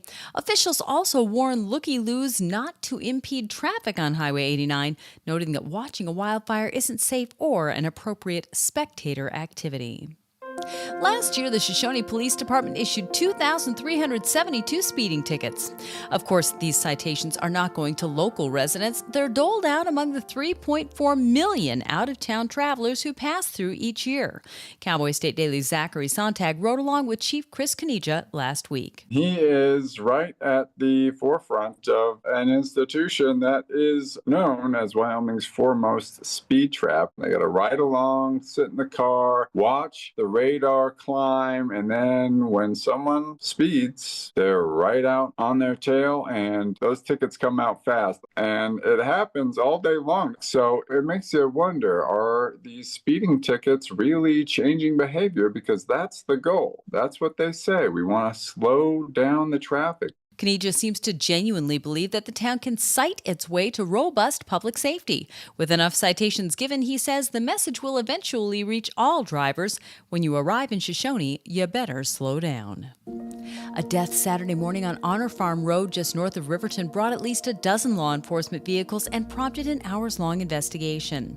Cowboy State Daily's Claire McFarland arrived on the scene around 7 a.m. Saturday, where officers had discovered the dead body of a juvenile male who'd apparently been stabbed. Fremont County Sheriff's deputies and Riverton Police Department officers responded early, 4 a.m. to Honor Farm Road. Now that stretches alongside the prison farm. I was there while they were processing the scene. I watched them bag up a Nike shoe, a wad of fabric. They took copious photos. And then lastly, they put the youth on a gurney and the coroner took custody of the body. The sheriff's office on Saturday said that a lot of the witnesses and the suspects fled before investigators got there. No one is in custody as of Saturday afternoon, but law enforcement reports that the incident was specific to those involved and not a random act.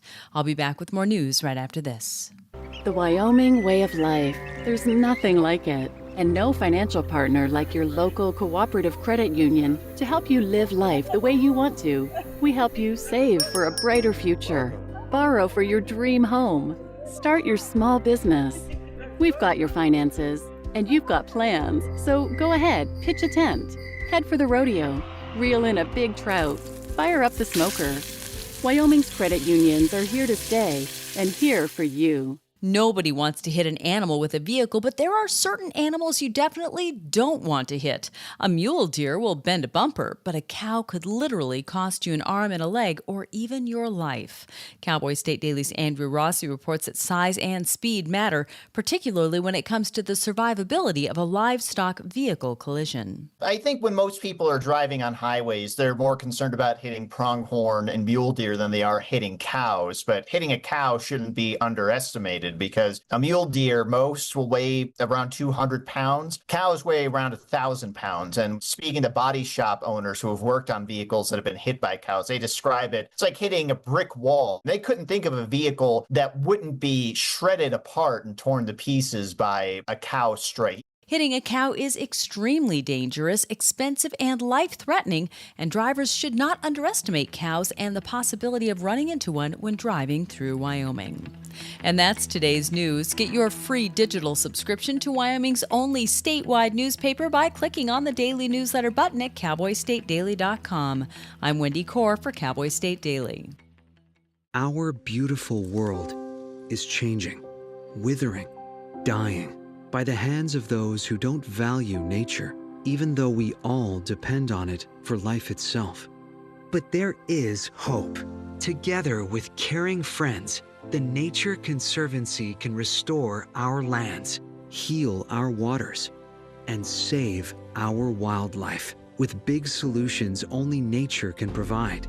But every day we lose more of the places we love, and we urgently need to save endangered lands, waters, and wild species. The actions we take today will determine the tomorrow we leave to our children and grandchildren. The water they drink, the air they breathe, the beauty they experience.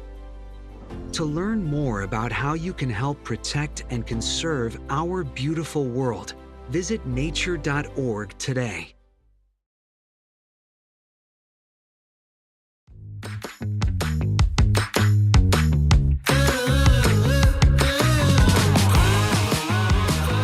Cowboy State Daily Show with Jake and Dale Killingbeck joins us. By far, the most, the story that resonates with our readers the most, according to the Facebook comments, is the quote speed trap in Shoshone. But right it on its heels as another positive story people really love to read, we're going to talk about, is this Make-A-Wish teen. She is unique. Dale, have you ever driven through Shoshone slowly, I hope? I have driven through Shoshone, and I guess I did drive slow because I was never pulled over, so that's a good thing. That's a good thing. It is for real. Like, you do not want to go through that town real fast. Dale, your story, I love the feel-good stories. In fact, you're 3 for 3 in positive kind of stories, I think. The 3 I read that over the weekend, Wyoming Make-A-Wish teen with a rare heart disease has this notion of making some money to make her own wish come true. Blair Sanchez, 18-year-old, she wants to go to New Zealand. So she had a 4-H pig, and then somewhere along the way, she got sidetracked by other kids who have their own problems, cancer, whatever it is. They have Make-A-Wish dreams, and Blair set hers aside and said, wow, to see so much need out there, I'm going to donate my 4-H pig sale auction to somebody else and not me. She thought about someone else before herself, and 18-year-olds don't do that. Wow, what a woman. Yeah, and what it is, Jake, is that actually she is going to go to New Zealand. You know, she's going to be able to fulfill her dream. But when she was at this ceremony to get awarded her wish, that's when she saw all these other needs, and so she decides, hey, I'm giving back. You know, and so that's when this whole idea about selling her hog is birthed, and and so she absolutely rocked it. Sold the hog for $12,500 to the governor and his wife and the Wyoming Hunger Initiative, and there's all kinds of add-on donations, I guess, as well. So she told me that she might be able to get like up to $20,000 that she's going to give back to Make a Wish. So that's probably like 2 kids that are being sponsored by her to have their wish made. How about that? Yeah, that is so cool. Way to go, Blair. Blair Sanchez, 18-year-old from Burns, Wyoming, thinking about Make-A-Wish herself, but was soon pivoted and said, I'm going to make somebody else's wish. And how about that? The governor and the first lady stepping up. I can imagine when you hear this story, and she told the story in the show ring. So in other words, she's showing you how they do with the pigs. They have that stare and they have the stick. And she's showing her pig, and it wouldn't matter if that was the skinniest pig you ever saw, man. And once she told that story about how she's going to make someone else's wish, I mean, the governor probably teared up and said, I'll bid, whatever. And yeah, that pig, what did it make? That made a lot of money for one pig. Yeah, $12,500. Dang. That was the bid. So, and there was a video. I wasn't able to get that to be able to be shared, but she did a fantastic job just talking about, because it was the first time she shared that she was a Make-A-Wish kid. Oh. Never made it public. And so she talked about her own condition, her own heart condition, and it was very, very well done. Oh, man, can you imagine just the hush for a moment as you heard this story for the first time and paddles up at the 4-H there. That's so cool. What a great story. I'm hoping this story has a positive ending for Travis Clyde. He was just burned to the bone in a freak welding explosion. This Jeffrey City father of 5 faces a long comeback from he's like skin grafts. I can't imagine the pain of burn victims. And coming, getting weaned off the pain meds and coming back from that's got to be like nothing any of us have ever experienced. Yeah, just a really horrifying, story about what he's gone through, since the explosion. So the explosion happened in July, so he's been recovering since then, and the family is looking just for some help. They've raised I think $50,000, but they have a $100,000 goal. They don't have. I was told by a relative that she didn't know if they had insurance, but they don't have much insurance if they have any at all. So they are really. They have 5 kids. They're a ranching family, farm family. So they are definitely in need, and he is definitely on trying to make a comeback from these. 4th degree, some were 4th degree burns. Yeah. I didn't even know there was 4th degree burns until I did this story. So right. Oh no, he's leveled up with burns. Welding explosion, Travis Clyde, this is not something you can ever plan for. Even if you're insured, I bet you're not going to be able to keep up with the medical bills. Dang. Yeah, I hope I hope this story does get things rolling for this family. How did you find out about this, and also how did you find out about Blair? What you must have a radar out. Well, the Blair story was a tip from somebody associated with Make-A-Wish, and that story, I forget how I came across that story. I think that was another tip that we received. Good job. I didn't know what this is all about. The Hilton Garden Inn. Hilton has a certain line of hotels that are associated with colleges. They call them graduation. What is this? And the one in UW in Laramie, when this is complete, is going to be. It looks cool as can be. Yeah, I didn't know about these hotels either until this story came up. But yeah, they have these hotels all across. They have like 30 some, going up to 40 now. They're trying to get, but they're these graduate hotels. Hilton bought the brand, I guess, a few years ago. But at college towns, they remodel these hotels so that they have their own identity. They're not looking like a Hilton type thing. It's like identified totally with the university. So like in Oregon, if you see a picture in Oregon, there's like this 10-foot wooden yellow duck in the library. And it's probably all green, that thing. 10 a duck. So, they all, like at Penn State, they have libraries and they have floor that's all plaid and different, really just cool decorations. At Annapolis, they have these maritime Navy type decorations, all these photos of all these maritime guys with big beards and stuff like that. So they really try and make it identify with the university where the location is. I don't know if it's just me or the fact that I'm, a Pokes fan, but this brown, I guess for other people, brown isn't like the greatest color scheme. But Graduate Hotel, this thing looks really sweet. Brown and gold, decorated, and it's it's just going to house, what's its purpose? I mean, anytime, the Pokes are in town playing football, certainly this place is going to fill up. Yeah, and the purpose is, it's going to make some more revenue, it's actually owned by a foundation. So the foundation donates all of their profits from that hotel to nonprofit causes, to food needs and different needs. So it's going to definitely probably get some more revenue into charity streams. Oh, so yeah. Yeah.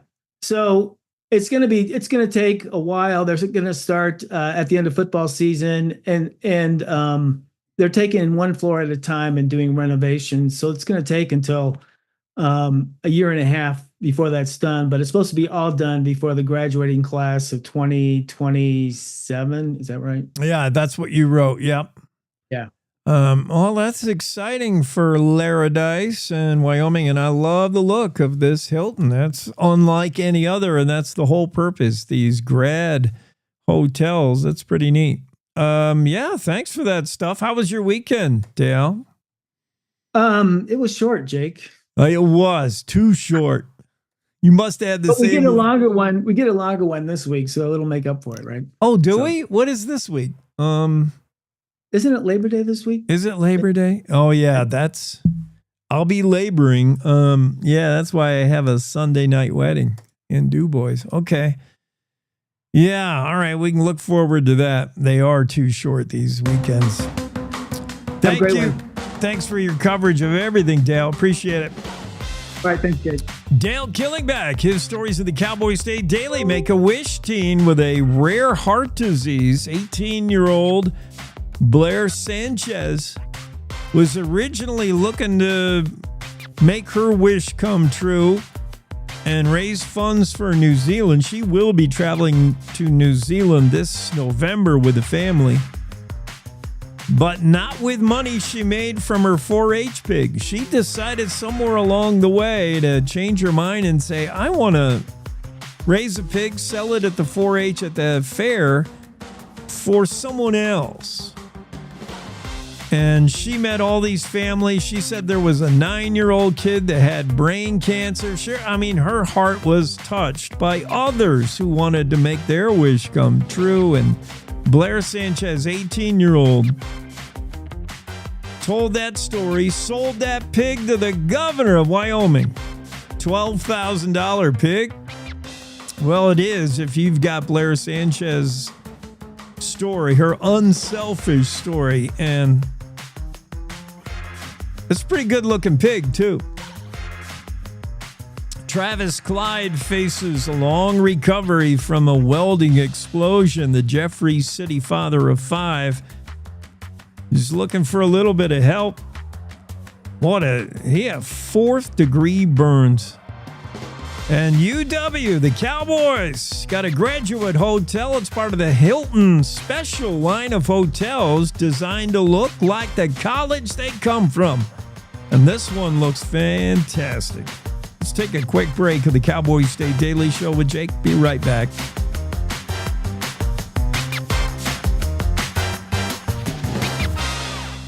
To the Teton Range, Cheyenne to Sheridan, Rawlins to Ralston, Cowboy State Daily Morning Show covers the state like no other radio show or podcast. We love Lovell. We're eager to share the stories of Story will crow about Crowheart and yodel over Yoder. Whether you make your home in Sweetwater, Chugwater, Powder River, or Green River, the Cowboy State Daily Morning Show will make you feel right at home. Jeffrey City, Atlantic City, we see you. Little America, Big Piney, you're on our radar. Howdy, Wapiti, Meeteetse, Shoshone, 10 Sleep, good morning, welcome, Torrington, Riverton, Wheatland, Lusk, Lingle, Lander, Timber, Casey, Kerwin, Moorcroft, Mountain View, Moose, Fort Bridger, Fort Laramie, Fort Washakie, Hannah, Hudson, Hewlett, Dayton, Daniel, and DuBois. We are east of Weston, west of Midwest, north of Newcastle, and south of Sundance. Border to border, we love Wyoming and every one of its communities, bar none.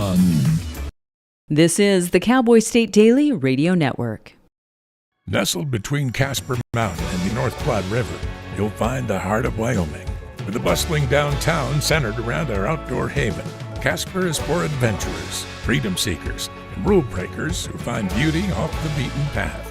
So if touchable history, a vibrant community, and uninterrupted outdoor recreation define your travel itinerary, allow us to welcome you to the one and only Casper, Wyoming.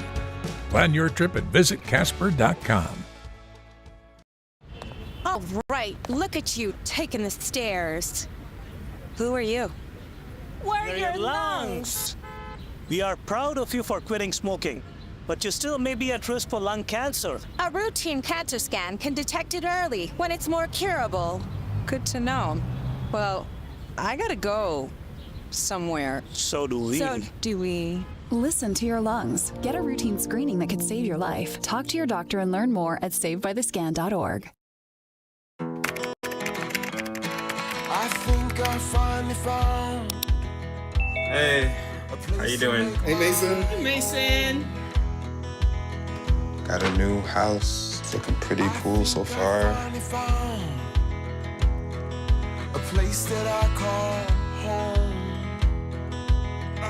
I'm teaching Louise how to cook some lasagna. It only takes a spark to make a fire start.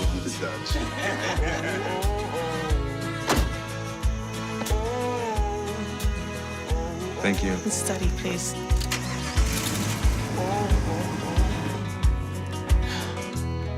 I think I finally found a place to make my own. A place that I call home. This place that I call home.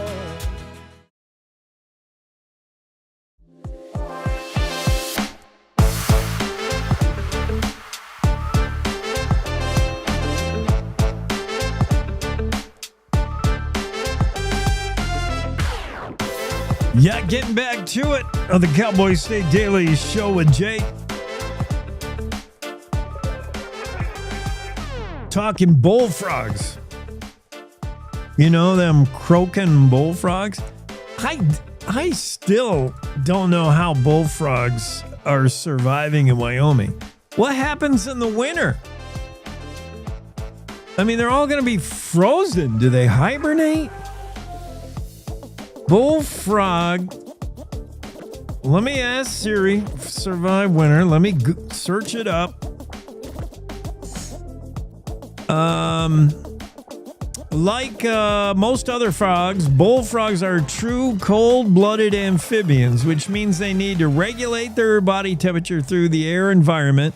So when it's too cold out, they, like a snake, they need to get out in the sun. And when it's too hot, they need to get in the shade. During the winter, bullfrogs opt for hibernation. Aha.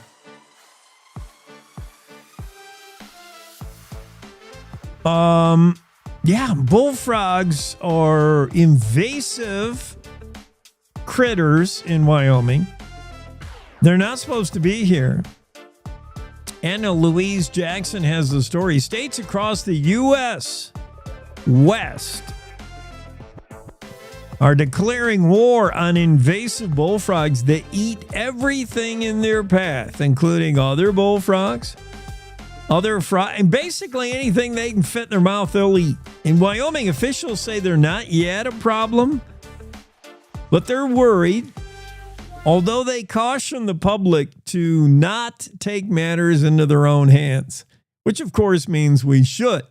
As soon as I hear the governmental authority saying, don't do XYZ, I immediately wonder why I can't do X, Y, and Z, and I want to do suddenly X, Y, and Z now. Maybe that's my defiant nature. Maybe I'm like a little kid who's told, don't put your hand on the stove. It's hot, and I have to do it. I know when I'm in the restaurant and the server gives me a plate and says, don't touch the plate. It's hot. What's the first thing I have to do? I want to see your definition of hot. I have to touch the plate now. You've just put out the challenge. Careful, this plate is hot. How hot? That's all I can think of. So when the government tells me, don't go out and hunt down the bullfrog, my first inclination is, what caliber do I need? What caliber bullet do I need to kill the bullfrog? When is hunting season open? Where do I get the tag? We're going bullfrog hunting. Same reason why they got feral pigs running around Louisiana and Texas and other states that are dealing with these wild boars. Probably the government said originally when there was a few wild pigs showing up, don't hunt the wild pigs, please. We're cautioning the public. Do not harass the wild boars. Now they're overrunning cities. Are they not? Where is it? Wild boars. I always have to Google stuff up. Wild boars in Florida. Wild boars in Texas. Watch Google just fill out the rest of your type wild boars and Google will try to finish your thought. Wild boars in Texas, Florida, Arizona, California, Hawaii, Georgia, Michigan? Yeah, wild boars. Never mind robots or AI or aliens. The demise of mankind will be at the hand of wild boars.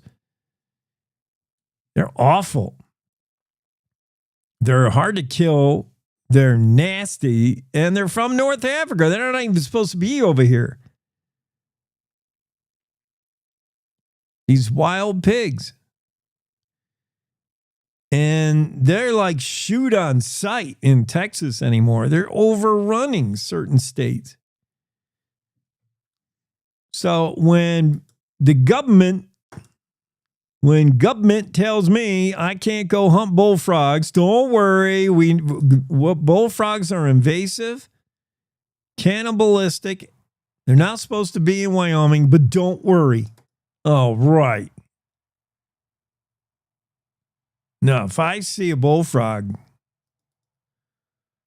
time to bust out the 22. But they say not to. Colorado's issuing bullfrog permits. Wait, Colorado permits? Yeah, Colorado's already dealing with it. Utah. Aha. Utah openly encourages bullfrog hunting. Well, there you go. Utah learned their lesson. They probably originally told their people, don't bother the bullfrog. Yes, they're a problem, but you'll create more problems than you'll solve. Sure, that's everybody's stance at first. Next thing you know, you got wild boars everywhere. Or bullfrogs. Utah openly encourages bullfrog hunting. In Colorado, they issue permits. Well, they figure out a way to monetize it in Colorado, of course. Washington, an unlimited take policy in Colorado, by the way. You just have to get a hunting tag, which amounts to like a fishing license. It allows you unlimited bullfrog, bagging bullfrogs. In Washington state, they have such a problem with the bullfrogs. They've scrapped the license requirement altogether. They say, have at it. Take bullfrogs out of the pond. In Wyoming, officials have opted for a slightly different approach, known as slower approach. You got to get ahead of it. Wendy Estes Zumpf, she's a herpetological coordinator with Wyoming Game and Fish, she says eradication of an established bullfrog population is difficult. Yeah, it's difficult if you don't let us shoot them. She said, at this time, quote, we do not recommend hunting of bullfrogs due to the possibility of misidentifying bullfrogs and killing some other kind of frog. Oops. Well, that's a good point. Accidentally killing native individual species could do more harm than good. Okay, so Estes Zumpf is worried that if she says just have at it, go get the bullfrog, we might just shoot every kind of frog. I see the point. Still, I'm worried about too many bullfrogs. Bullfrogs don't sound like something you want around. They keep you up all night with their croaking, right? Anytime you see a movie based in the South, what's that Alabama movie? Oh, my wife watches that like 5 times a year. Stars Over Alabama. Any movie you see that takes place in the South, the reason you know it's the South, the iconic scene they use is the nighttime scene where you got the crickets grinding their back legs in the background and the bullfrogs croaking. And then you're like, Alabama, Mississippi. You don't associate that with Wyoming. Bullfrogs croaking at night. I don't know how they're going to make it through their first winter. I got news for you, bullfrogs. You're going to enjoy this place about 2 months a year. And after that, good luck swimming around in your pond because it's going to be turned to a solid. Your habitat that you like to swim around is going to be turned to a solid, and your eating of insects, that's over when we get to October. Your eating of anything is over when we get to November. And by December, you're going to be under 3 feet of snow. How do you like that, bullfrog? Apparently, they hibernate, though. They just wait. And you've got to hibernate a long time in some parts of Wyoming. Yeah, goodbye. Go to sleep. Good night, bullfrog, in November. And good morning in May. If that. So you got June, July, and August to eat your dragonflies, bullfrog. Although they eat anything. The story from Anna Louise Jackson, disturbing, if only for the one photo, which I'll share here on the video aspect of the show. In Radio Land, you'll just have to use your imagination of a bullfrog who's got half a mouse swallowed, or a hamster. I don't know who fed it this thing. The photo comes from YouTube, Pixie Frog Nation, just to show what a bullfrog will eat. I thought they ate bugs, which would be nice. I would invite the bullfrog. Welcome to Wyoming. Eat some mosquitoes. But knowing they devour other things? Hamster, in this photo, there's a perfectly delicious mealworm in the foreground, but the bullfrog don't want nothing to do with that. Not if he can get a good steak dinner. And he's swallowing he's got this hamster half down his gullet. Gross. I would have never guessed bullfrogs eat hamsters, mice, other frogs. Cannibalistic, invasive species sounds like they need to be eradicated, despite what the Game and Fish says. Game and Fish says, well, we don't recommend hunting bullfrogs because you don't know what a bullfrog looks like. Possible misidentification could wipe out some native species of frogs. How about this? If I see a frog with a hamster swallowing a mouse, I'll assume it's a bullfrog and fire away. That's how I will identify a bullfrog. Any frog that's in the process of swallowing something that's bigger than itself, I'm going to say that's a bullfrog. Somebody find my rifle. Gross. Good story, though. At least we have the heads up. Speaking of Wyoming Game and Fish, who doesn't always tell you what you can't do, this is Ray Hageman with the Wyoming Game and Fish Report.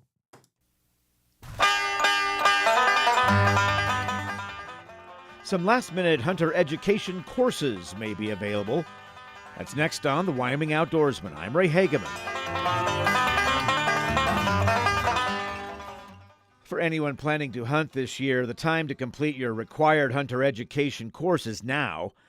As fall hunting seasons rapidly approach, the Wyoming Game and Fish Department is offering a final series of classes in multiple formats throughout the coming months, and spaces are filling up quickly, as they always do. While a hunter education card is not required to apply for hunting licenses, it's a legal requirement to carry proof of completion in the field for all hunters born after January 1st, 1966. Certifications from other states are also permitted for new residents or out-of-state hunters. Proof of certification is required at all times, and violators are subject to citations. Katie Simpson is the Game and Fish Department's Hunter Education Coordinator. She says with hunting season right around the corner, it's a critical time for new hunters to get this requirement fulfilled. She says hunter education not only promotes safe and ethical hunting, but it also teaches new hunters about the important role they play in wildlife conservation. She says space is limited and classes fill up quickly, so the sooner you get registered, the sooner you can ensure that you're set for the season. Hunter education courses are available as traditional in-person classes or a hybrid option. Traditional courses involve 12 to 15 hours of in-person instruction, while hybrid courses are a great option for adults with busy schedules. Hybrid students must be at least 10 years old, complete an online course, and then attend a 4-hour in-person internet completion course in order to earn their certification. The Game and Fish is also always looking for qualified volunteer instructors to teach hunter education courses and help ensure new hunters have a thorough understanding of safety, ethics, and conservation. You can learn more about becoming a hunter education instructor and find an application packet on the Wyoming Game and Fish Department website. To register for a last chance hunter education class, visit the Hunter Education website on the Wyoming Game and Fish Department webpage. This has been the Wyoming Outdoorsman, brought to you by the Wyoming Game and Fish Department. Thanks for listening. I'm Ray Hageman. Cowboy State Daily Morning Show with Jake continues. Lionel Richie said he was shaken up when he learned that his Hollywood home was broken into. Lionel's from, I think he's from Alabama, speaking of bullfrogs. But, you know, he's famous now, singer of the Commodores, and then he went on his own. Lionel Richie's home targeted in a Beverly Hills burglary over the weekend, and yeah, Lionel said he was shook up to think that someone could break into his mansion. And when did they break in? All night long. And how did they get in? Dancing on the Ceiling. His 1986 hit, All Night Long, was 1983. Hello, remember that song? I didn't like that one. His work with the Commodores are, I know people call them elevator music now, but some of their stuff is just so good, so smooth. Yeah, Lionel's from Tuskegee, Alabama. And thanks to his singing ability, that golden throat, he's moving on up to Beverly Hills, where his home was broken into over the weekend.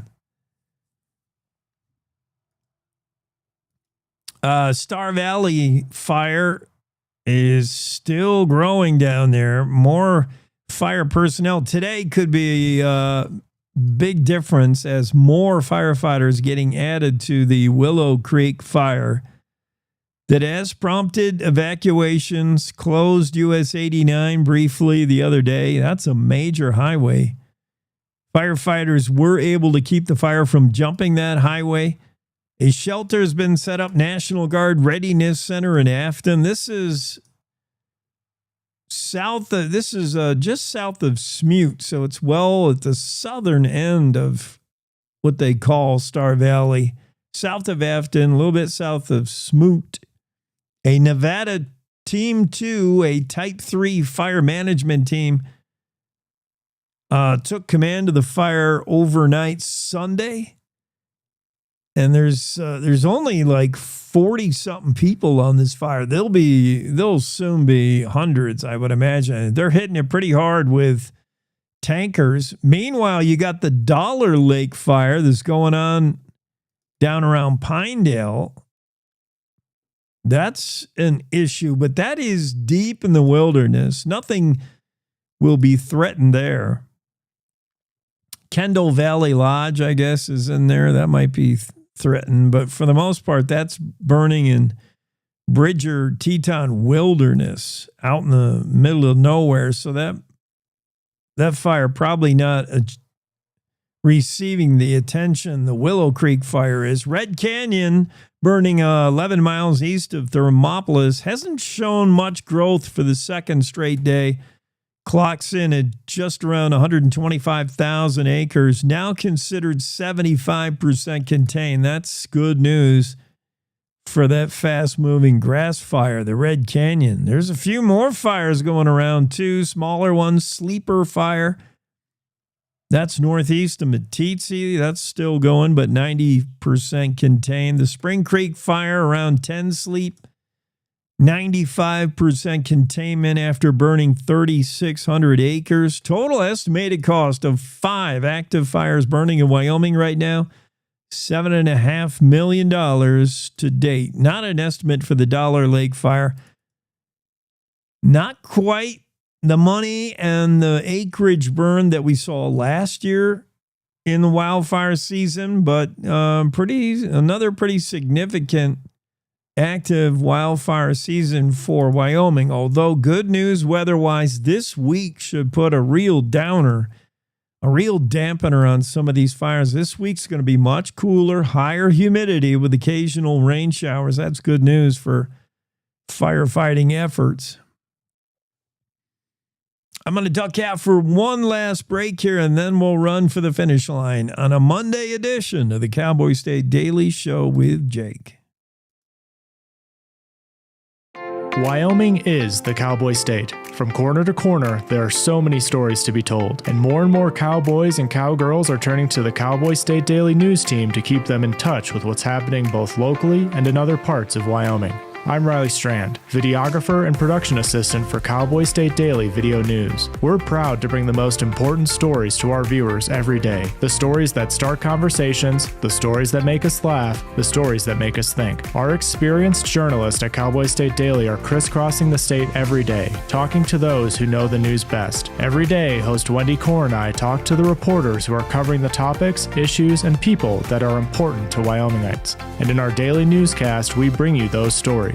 Tune into the Cowboy State Daily Video Newscast every morning, only on CowboyStateDaily.com. You're listening to the Cowboy State Daily Radio Network. Wyoming is a place of unlimited potential, a place that inspires us to dream. Since 2014, Wyo Lotto has given back over $180 million to our great state through transfers, winnings, commissions, and more. Dollars that have gone directly into your cities, towns, and counties. Dollars that have changed lives and set dreams in motion. Thank you, Wyoming, for a legendary 10 years. We can't wait to dream up what's next.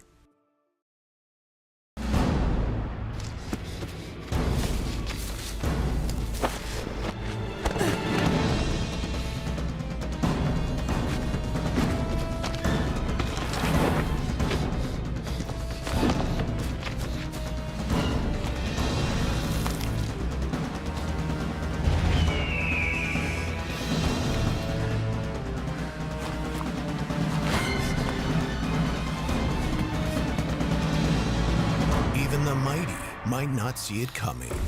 It's prediabetes, and it captures 1 in 3 adults. You may not even know you have it, but you can escape. Take the 1-minute prediabetes risk test to know where you stand. With early diagnosis, you can change the outcome and prevent or delay type 2 diabetes. Be your own hero on smartphones everywhere at doihaveprediabetes.org. So I wanted to talk with you and your mom today, Lily, because of some of the changes your friends and teachers have seen in you lately. And along with the incident the other day, you were with Derek when he was caught selling marijuana. Yeah, he was selling it. Honey, we know. But we care about you and want to know what's going on. That's right. We'd like to understand it better and see how we might help. And if weed is a part of it, we want to make sure you know about the negative consequences for someone your age. So, can we talk? Talk. They hear you.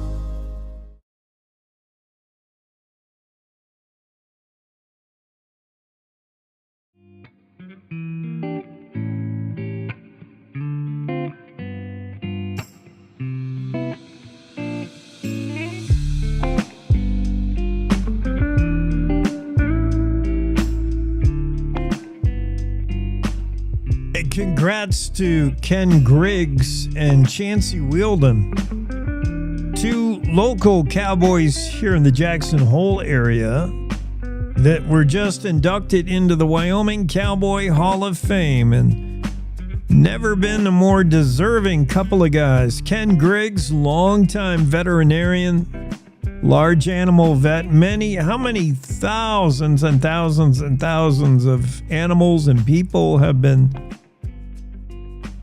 better off having Ken Griggs around. He's been many a late night phone call when you got a colicky horse or a cow that's run into some barbed wire fence.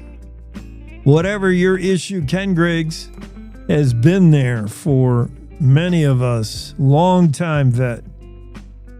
And Chancey Wielden, I mean, he's a few years from his rodeo days, just a few. But Chancey he and his wife, Kim, run the Mill Iron Ranch where they have fed many a steak. How many steaks has Chancey cooked up? Is about as many animals as Ken Griggs has fixed, probably. I bet the number is really high. Chancey, back in the day, was rodeo star. Now the owner of the Mill Iron Ranch, where he and Kim Wielden welcome many guests. They host weddings. They have a great Valentine's Day ride and dinner, by the way. If you're ever looking for something unique to do with your Valentine, during that week, they offer trail rides, a sled ride. You go in a sleigh pulled by a couple horses. Then they pile on blankets. You have some hot chocolate. And then you enjoy one of Chancey Wielden's famous T-bone steaks.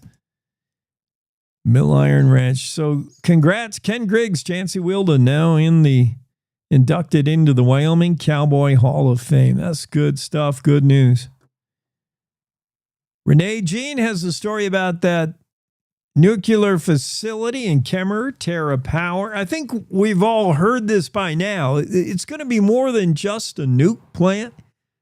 It's going to be the first of its kind, and therefore it's going to be the flagship training center for Bill Gates's TerraPower. Bill Gates has the idea to do these power plants all around the world. He's got talks in place to build one of these in the UK. He's going to make these things all over the place by the time he's done. TerraPower. And this will be where he trains everybody. So whenever Bill Gates opens the next TerraPower, the scientists, the people working at that plant, will all come to first learn which switches to pull, which buttons to push at the TerraPower in Kemmer. Turning on a nuclear power plant, a little more complicated than the flipping of a few switches. That's why TerraPower's flagship training center in Kemmer, Wyoming, will be the first small nuclear reactor being built. It's going to be finished in about 3 years. But the actual natrium reactor will be online and ready by the end of 2026. The Bill Gates-backed company plans to use Kemmer as the flagship training center. And it's going to be important if he wants to achieve his master plan of popping these natrium reactors all across the globe. Similar to JCPenney's being the flagship home, the store of Kemmer. Kemmer is where JCPenney's was born, opened its first department store. Now, JCPenney's may be long gone by the time we get TerraPower up, but TerraPower will be Kemmer's new flagship headquarter plant. Renee Jean has that story about the latest progress, the latest update on TerraPower in Kemmer. Andrew Rossi has an interesting story about a guy you may have never met, may have never heard of, but you may have seen some of his best friends. Frank Alvarado is the guy behind a pair of green aliens who occasionally appear on the road to Yellowstone. They now serve as mobile memorials to a Wapiti man who was a former Los Angeles cop and a survivor of the Vietnam War. He ran nearly 50 missions of the Vietnam War, was exposed to Agent Orange, suffered from PTSD, yet came back home and became a cop for decades in L.A. Francisco Alvarado, just call him Frank, died of amyotrophic lateral sclerosis, ALS, last month. He and his wife chose Wyoming as a place to quietly retire, spend his golden years. Frank and his wife were looking for a place after Los Angeles, after Vietnam. I don't know which was worse for this poor guy, to serve in Vietnam or be a cop in L.A. But they were looking for a place to quietly retire, and they were looking online. They saw a list of, America's quietest towns, smallest towns, most quaint towns, one of those kind of stories. And they included a few small towns in Wyoming. And they came and they checked out Cody. And Cody might have been a little big for them because they ended up buying property in Wapiti, just outside of Cody. Tiny Wapiti. When they saw it, they found they bought a home and spent their golden days. But Nicole is Frank's only daughter, and she explained to Andrew Rossi of the Cowboy State Daily what was behind the skinny green aliens. What's the deal with these skinny green aliens? She admitted she found these things hideous, but understands her dad loved them. She said they're hideous, but they brought my dad a lot of joy. So for that reason, I think they'll have to remain around a little bit longer. I'm sharing a photo of one of these skinny green alien, statues, I guess there would be. And Frank, I think Frank was the guy behind first putting them in Yellowstone, notable Yellowstone places. You may see this alien at the gate, the east gate, as you come in from Cody. And the daughter keeps the tradition alive. At this point, it's like a memorial to Frank. Frank Alvarado. He's the guy behind these skinny green aliens that you may find in and around Yellowstone. Mark Kine says a story about the popularity of beef tallow. Beef tallow suddenly becoming the it thing.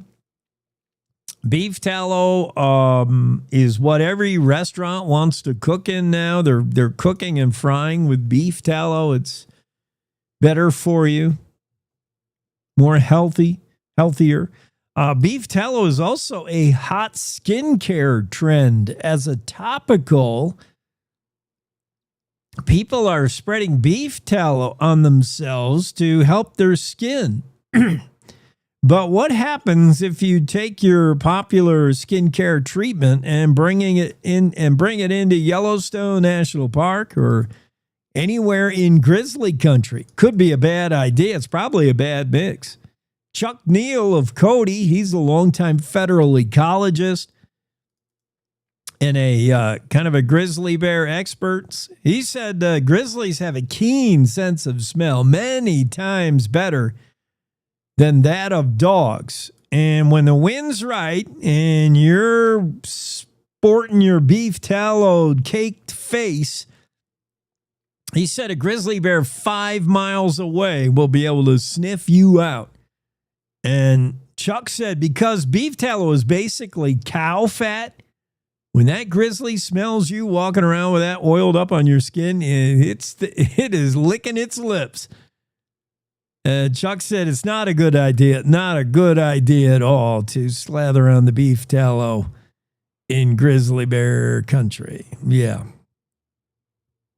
I'd have to agree. You might want to forego that. Good news and positive outcome for the husky that was lost for a week in the Wind River Mountains. We told you about this last week. Andrew Rossi had this story about the 7-year-old Siberian husky who went camping with his family. The family went on a camping trip, annual camping trip to the base of the Wind Rivers, where they lost their dog. He was off leash for a little while they were at camp. And the dog crossed a river, crossed a creek, and then maybe couldn't make it back, couldn't figure out how to get back, was too scared to get back, whatever. And it ran off from the camp. And the family, the Christiansens, Robert and Kelly, were just devastated. They put out the word. They put out $1,000 reward. They said, please help us get this dog back. They tried to find the dog. They finally had to give up because they had to go back home to Cheyenne. Meanwhile, other hikers and climbers in the area saw the dog. There were sightings, sometimes more than one sighting a day, saying, yeah, we saw the dog. We took a picture of it, but we couldn't get near it. The dog wouldn't let us get close to it. Until finally, a week later, guess what happened? 2 hikers came upon the dog, and they had dogs themselves. And I think that was the key. Suddenly, Bio, the 7-year-old husky, who had probably been out in the wild long enough, he was scared of others, but he wasn't so scared of these 2 hikers. He ended up choosing to surrender and chose his own rescuers. It was 2 men from Minnesota and Colorado who were hiking through the Wind River Range with their 2 dogs. And they reached out. They knew about the lost dog. They reached out to the Christiansen family and they said, we got your dog. He's been hanging out with us, in fact, for a couple of days. He stays really close. He loves our dogs. He goes swimming with them. He sleeps. He won't sleep in the tent, but he sleeps right outside the tent, and he's hanging out in camp. That was all the way up at Papoose Lake, which is like 50 miles from where the Bio was last seen. And the 2 hikers said, yeah, we got Bio. He's with us. We'll bring him out when we come out on Saturday. And the Christiansens didn't want to wait. They're like, oh, no, we're coming. We want our dog back. We're not taking any chances. They drove up from Cheyenne, went all the way back to the Wind River, and then took the long round trip hike into Papoose Lake. Robert Christensen hiked in like, how many miles? I think a 25-mile round trip hike to Papoose. And they were reunited with B.O., who recognized them immediately, of course, and came crawling up to them and then laid down and, did the whole dog bit whenever the dog is reunited with owner. That kind of deal. But good news, positive news. B.O. the Husky is back with his owners after spending a week out in the rugged Wind River wilderness. That'll teach them 1 week out in the wild, and suddenly B.O.'s like, boy, I like home a lot better than this. Yeah, good news. Well, that'll wrap us up for a Monday. August 25th, it's the Cowboy State Daily Show with Jake. More tomorrow. We'll be on same time.